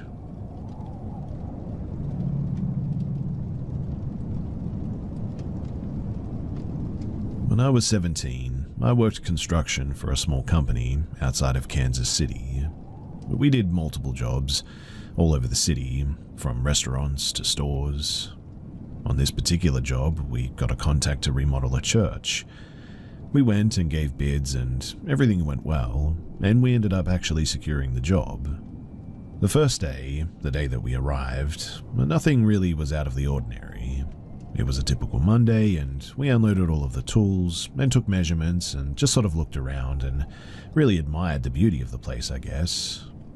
We took all measurements and got lists of materials needed, and we just called it a day. The second day, we showed up and waited for our materials to be delivered, and while we waited, we got to tearing down some of the old rotten wood and broken flooring. Maybe when we were about, I don't know, half an hour to an hour into this, we heard walking in the back room. We thought it was the delivery guy coming in the back door, but when we went out to check, nothing was there, and the door was locked. We didn't think much of it and just shrugged it off, and soon enough the materials arrived and we started finishing up removal and we called it a day. On the third day, we show up and our supplies are absolutely in disarray. We call the owner and we ask if anyone has been there, and he informs us that the church is closed for the week for the construction. This kind of freaks us out a bit, but we just slap it all back together and we go back to work. But the entire day, when anyone would make a noise or remove something or add anything to the church, we would hear a bang behind the pulpit. We investigated it like 10 times, but there was nothing there, and it never would repeat or do anything unless we were actively working on the church. It starts to get dark, and we both leave a little early that day, and we didn't enjoy that day at all. On the fourth day, I'll be honest and say that I'm already not wanting to go, but of course we have to. We show up at like 2 or 3 p.m. and start going about it. And sure as heck, as soon as we begin, it's right back, and even louder this time. I didn't even want to work anymore. Well, we got so annoyed that we physically moved the podium to the back of the church in the end. The banging, it doesn't stop though. It doesn't stop coming from the same place, right under where it was. We just try to ignore it and we keep working. But again, I refuse to stay after dark and we do what we can and we leave.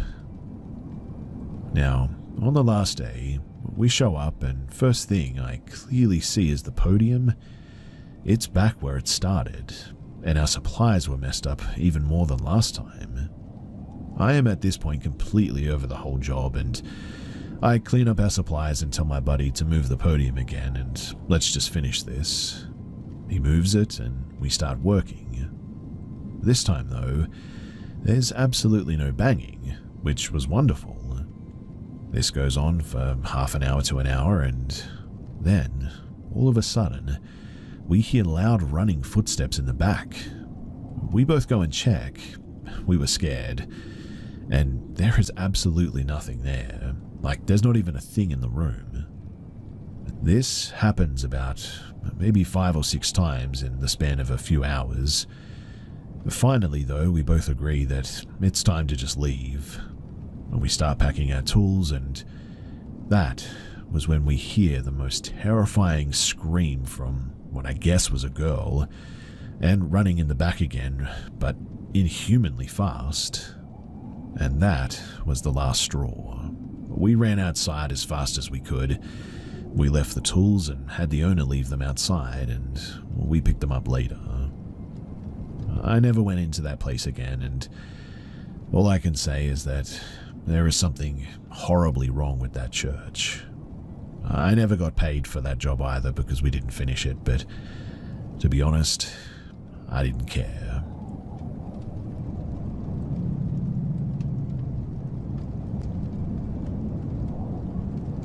So I once babysat my 2 cousins, brother and sister, along with my little brother, at their house one summer. I was downstairs on the computer in the main room when the brother and sister just started fighting. It all began because the brother was snooping on his sister's phone calls with their mum or something, my aunt, using the other house phone or whatever. He quickly ran upstairs though, and locked himself in the master bedroom, using one of those old-fashioned metal locks to get away from her. As I ran upstairs to stop him from getting a beatdown, the sister SWAT team kicked the door open, breaking the latch, and just about got to him, until I split them up and I told her to go to her room next door and dragged him downstairs to sit with me and my brother while I went back on the computer. All of a sudden, though, I heard a similar kick to a door and thought, what the heck is she doing up there? The boys looked just as confused because it was such a loud noise and we thought maybe she was still tripping out. So right away I ran to the bottom of the stairs to tell her to calm down, but she already was there at the top of the stairs yelling, "Tell RJ to leave me alone, leave my door alone." And my heart instantly dropped when I told her no one came up there. She turned her back to the wall and slid to the floor, screaming in horror. I ran up there shaking and brought her down slowly, trying to process how the heck that sound was made when she was the only one upstairs. Finally, when we got down, I told the boys to get outside and we all sat on the front steps waiting for our grandmother to show up. She investigated the house and tried to say that it was just a truck passing by, but we all knew deep down that there was no way that it was a truck. A few years later, when they moved out, my cousin's dad finally fessed up that a previous owner, who was an old man, had actually fallen down those stairs, broke his neck, and laid there for a week before anybody found him. To this day, I think my cousin ticked him right off for breaking his bedroom lock, and did the same right back to her.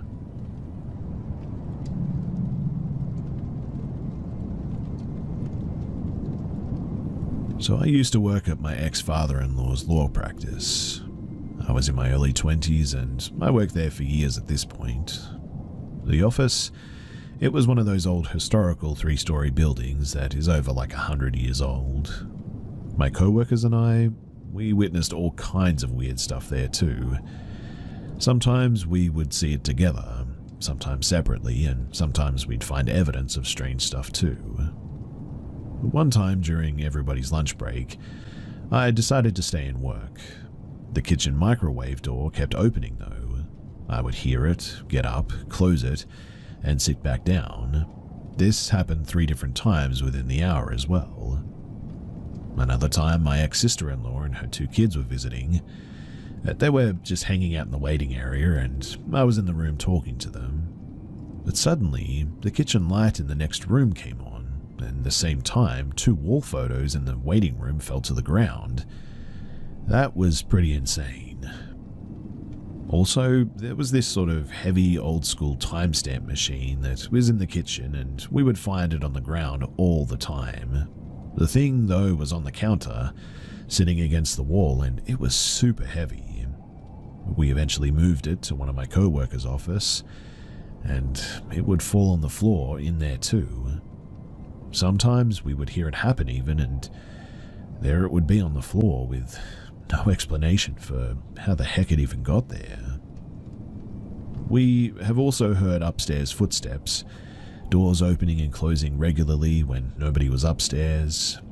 My ex-husband worked there too, and he said that he never experienced anything like that and thought that it was all in our heads. But he became a believer one evening when he stayed at work after hours. He was alone in his office, and a huge framed painting that sat above the old fireplace, the mantle, just crashed onto the floor, made a huge mess too.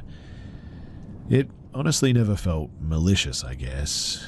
We just sort of always laughed it off and said the ghost was up to its regular hijinks, and I don't even know what it was, to be honest. I never believed in ghosts, but I will tell you that there is definitely something in that office that I cannot explain.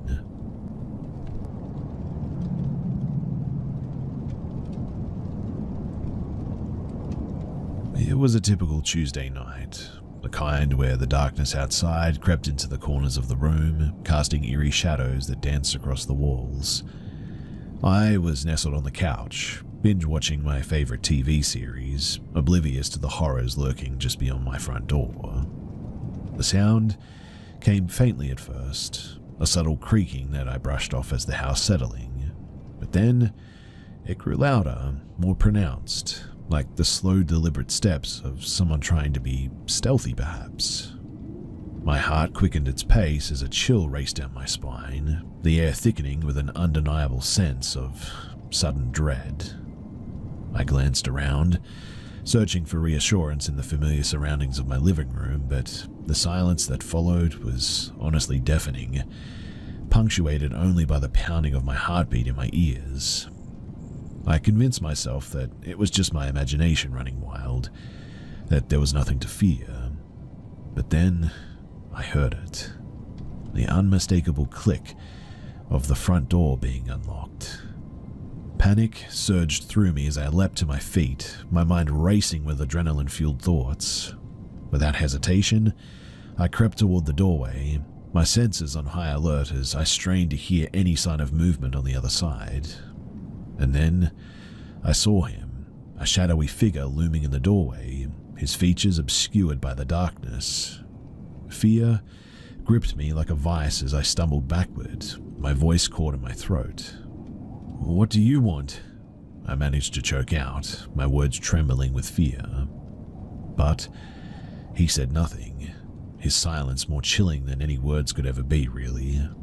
Instead, he advanced towards me, his movements slow and deliberate, like a predator closing in on its prey. I backed away, my mind racing with desperate pleas for escape, but there was nowhere to run, nowhere to hide from the terror that had invaded my home. With each step he took, the room seemed to shrink around me, closing in until there was nowhere left to go. And then, in an instant, he was upon me, a dark, menacing presence that enveloped me in its suffocating embrace. I fought back with all the strength that I could muster, but it was no use. His grip was ironclad, his intentions clear as he bore down on me with a ferocity that sent shivers down my spine as I fought. I screamed for help, but my cries fell on deaf ears as the darkness just seemed to swallow me. And then, just as suddenly as it had all began, it was over. The intruder got up, ran, and vanished into the night, leaving me battered and bruised in his wake. As I lay there, trembling and broken, I knew that I would never be the same after that. The horror of that night haunts me and will forever, a constant reminder of the darkness that lurks just beyond the safety of our own front doors. And although the intruder may have escaped into the night, the scars that he left behind, well, they'll never fade away.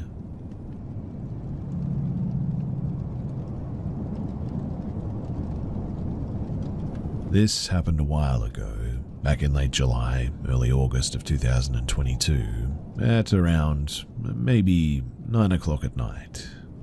I think maybe even slightly earlier than that. Anyway, me and my friend, we decided to take photos in the forest that evening. Yeah, I know, it's a bit of a dumb idea, but everything was going fine. Of course, slightly scary due to the dark, but all was well. We were two girls in the forest, and it's twilight, which is risky, I know, but at around 9:40, my friend's mum calls her saying that we should go back to her place because it's getting late. This was understandable, so we ended up heading back to her place. I ask her, can we take the shortcut out of the forest, and she says alright to this. And that was our biggest mistake. While going through the shortcut, I see some guy in front of us. I then notice that he's holding an axe in one hand and was wearing a horse mask. He was quite tall, being well over 6 foot, and he was slowly coming towards us. I suddenly take my friend's hand because, well, I'm thinking that we're about to die, and tell her, do not go there, there's a dude wearing a horse mask up there. But she ignores me, continues walking towards him slowly. With no emotion, I just take her hand and just force her to run to the longer exit from the forest. While running, I'm literally not hearing anything she's saying to me because I'm in a complete panic. While running, I see a random woman walking with 2 average-sized dogs. Yes, I know I'm dumb for not warning her about the horse dude, but I was in a panic, like I said. And finally, we escape the forest and are about to go to her place. While walking to her place, she's asking me a bunch of questions like, what was that stuff back there? And she also mentions hearing that the guy was running after us. So yeah, we were petrified and we go to her place and we just talk about what happened. And to be honest, I genuinely wish that that was the end of it, but it wasn't. You see, in October of 2022, I was casually browsing Latvian news and see some articles about a dead person in the same forest that me and my friend were in. So, my question is, did we escape a murder via an axe dude wearing a horse mask?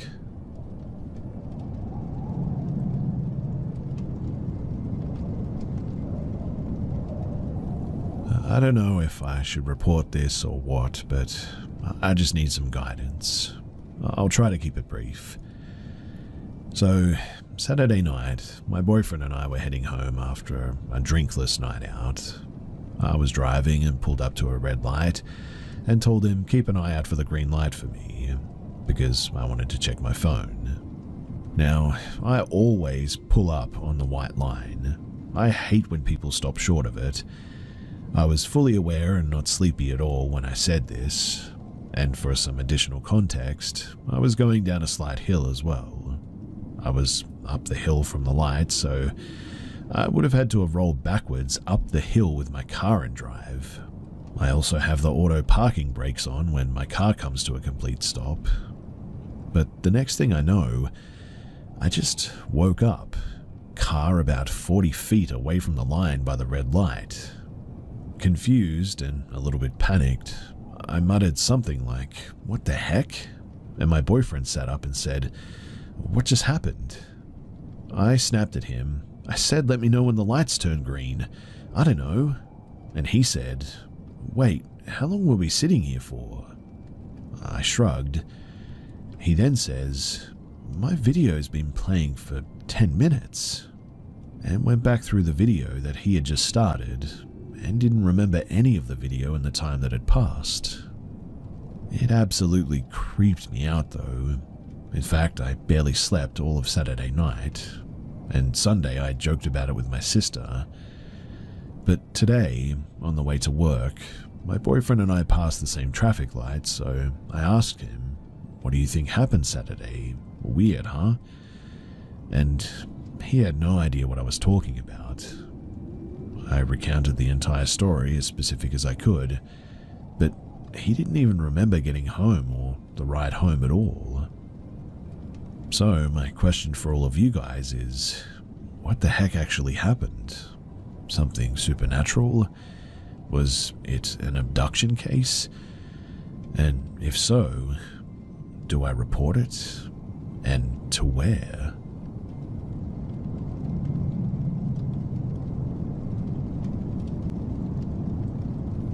So, it was about 11:30 p.m. Kids are asleep, wife is sleeping next to me, dog is laying on the bed, and I was just gaming. Everything is quiet, lights are all off in the house for the night, and I'm chilling, playing some Halo, I think, when all of a sudden I start hearing some heavy footsteps walking up the staircase, coming upstairs. Our stairs are very creaky, so when you get to the top of the stairs, the last 4 stairs will creak, and they make a loud popping noise that you can hear pretty well. Normal stair sounds, right? Well, it wasn't normal to hear that at 11:30 at night when everybody else is asleep and accounted for. My blood ran cold. I suddenly got chills, and I feel like somebody is about to walk through the bedroom door I leave creaked open for our son to come and get in bed with us if he wants. I was thinking too, I know for a fact that all the doors were locked, so it's not an intruder. It's not the dog because it's sleeping on the bed, and it's not our kids because one's a baby and the other is asleep. It's not my wife because she's asleep next to me, and I could just feel like something was watching me through the crack in the doorway from the darkness. I know that it wasn't the house settling because it doesn't make that sound when it does, and that distinct sound is only made when somebody is walking up those stairs. The only reason that I know that it was something weird is because my wife and I have heard the same sounds before when nobody was there. And again, nobody should have been there that night. We don't think that our place is haunted, but honestly, I don't know anymore. Who knows? Maybe we're wrong.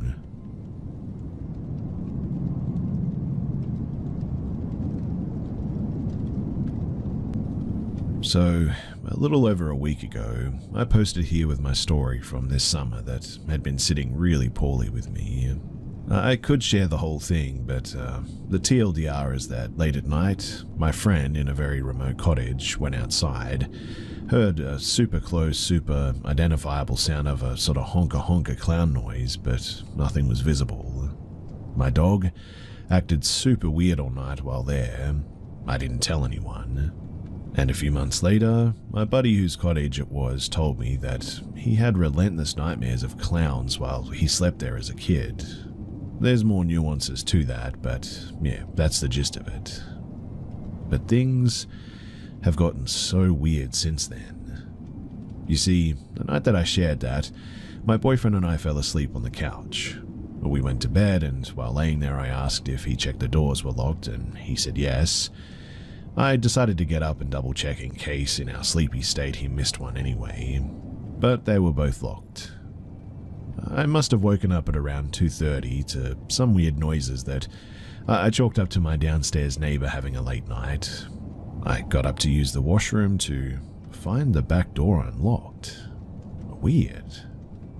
I do a quick look around the house, but nothing's stolen, so I lock it and I go back to bed. Now, the following morning, I'm on my couch having a coffee. Dog is in her bed in my room still. There's like a sofa table and a couple of feet of space behind my couch. And I swear to you that I heard knuckles cracking, like one hand and then the other. The first thought that ran through my head was, oh no, the door was broken into last night, and someone's passed out behind the sofa, and I just didn't check here last night. I live like 2 blocks from a homeless encampment. Weirder things have happened in my neighborhood, and I jumped off the couch naturally, but when I did, nobody was there. I decided that my best course of action is to just try and control my emotions, set intentions, and be firm.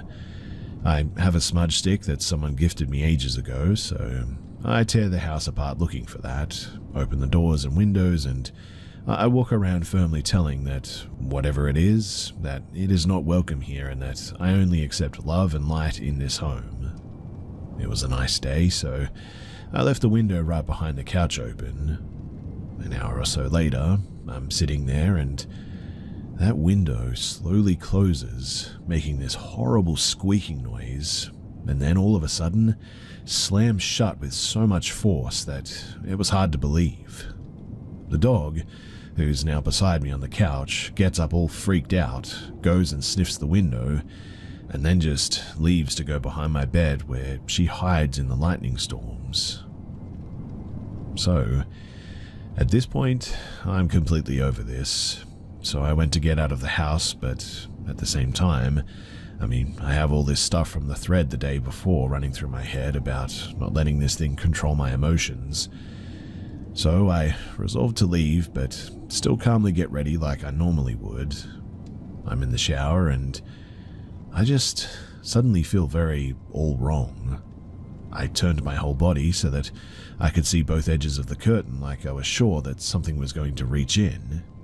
I decided to be brave and slam open the curtains to find my sink cabinet doors are open and I didn't open them.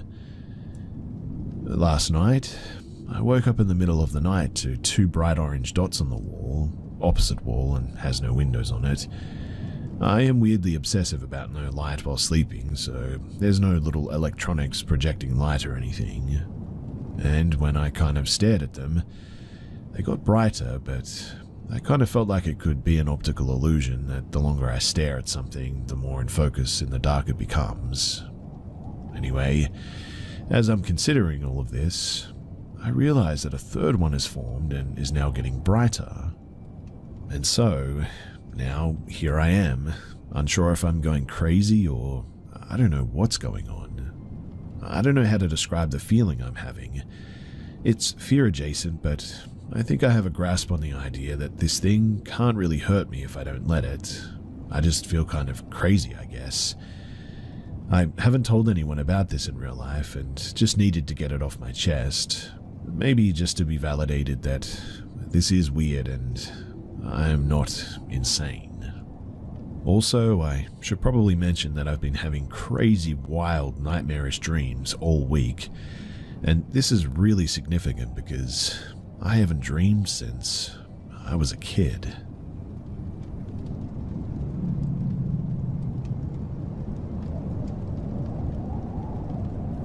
When I was 9 to 10 years old, I was laying in bed and went to get off my bed.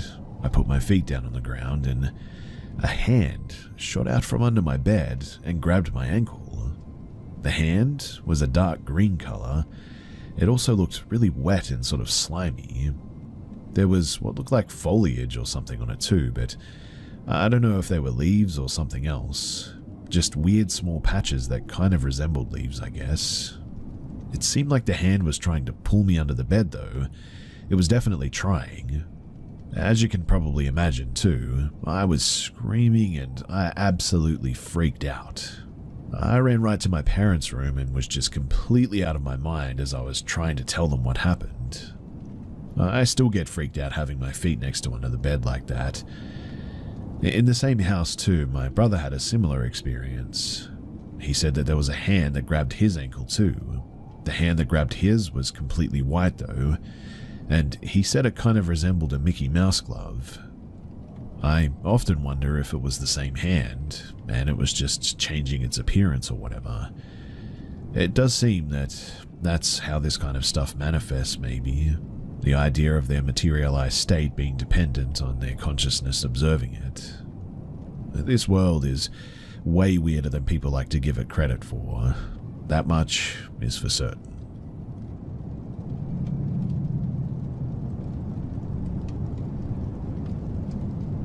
So my girlfriend and I went to pick up a pair of chairs yesterday from someone on Facebook Marketplace. We live in the Northeast and it was about an hour away, but a pretty good deal. And we enjoyed a nice autumn drive anyway.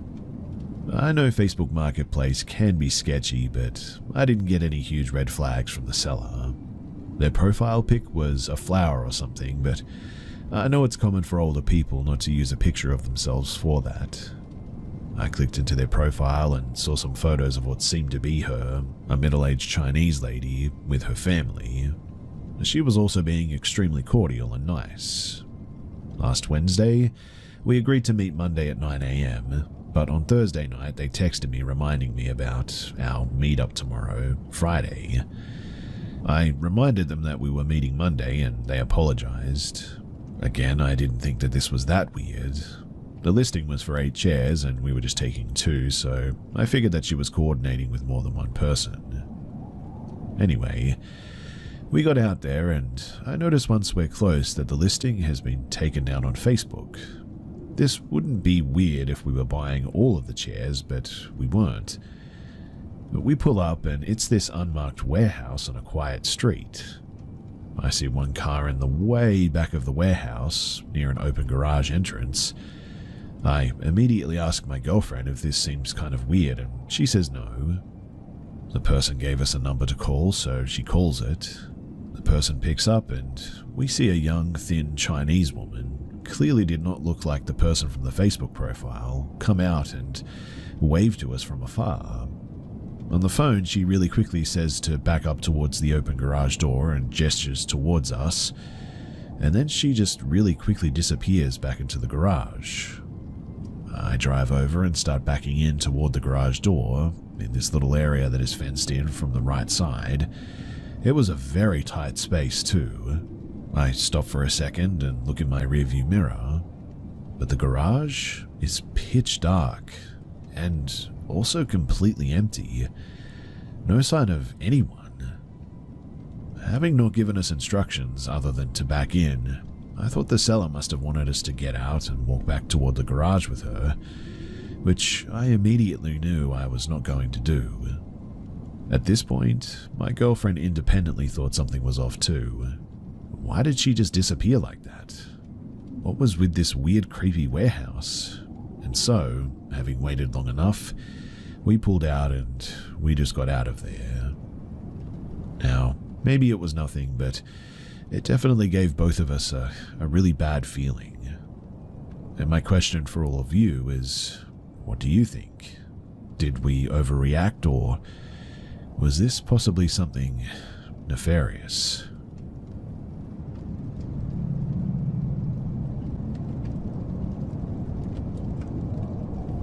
My 3-year-old son suffered from chronic ear infection last year, which led to him having high fevers. I slept with him on this particular night because I needed to give him Tylenol throughout the night to keep his fever down and keep him comfortable. I set my alarm to wake me up at around 2:30 in the morning. When I woke up, I went into the kitchen to get the medicine, and it was then that I noticed a bright light shining into the apartment from our back door, which also illuminated part of the woods behind the apartment. When I went over to see what it was, it turned out to be a car with those bright LED headlights in the parking lot to the far back right of the apartment. I figured that they must have just been dropping someone off.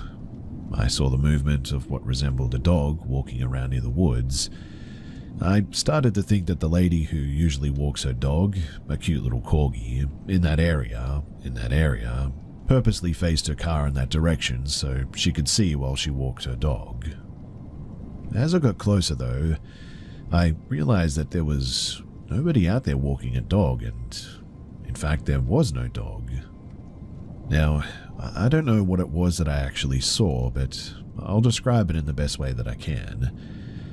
At first it looked just like a dog, corgi size, but as it walked closer it looked like your average house cat. Then, all of a sudden it began to look like a black bear, and then it looked like a koala almost. I live in North New Jersey, farmland and lots of woods, and I can assure you that there's no wild koalas here. At this point, my heart was pounding out of my chest, and I am a bit scared. The fear I felt was like a primal type of fear I have never felt before. So I ran to my bedroom to wake up my boyfriend, and I shook him awake very roughly. I said, "You gotta come and see this." He was a bit annoyed with me, understandably, but when we look outside together, we see this thing getting closer, and it looks like a skunk now. White stripe down the center with perky, fluffy tail. I then said, "Oh, it's just a skunk," with a little bit of a chuckle. I felt a bit embarrassed, to be honest, that I woke him up over a skunk, but at that moment I also felt a bit relieved. However, I was mistaken. As it walked, it looked as if it was struggling to find a form almost. I thought it looked like it was falling apart, but also sort of coming back together again at the same time. I know that doesn't make sense, but it's hard to find the words for what we saw.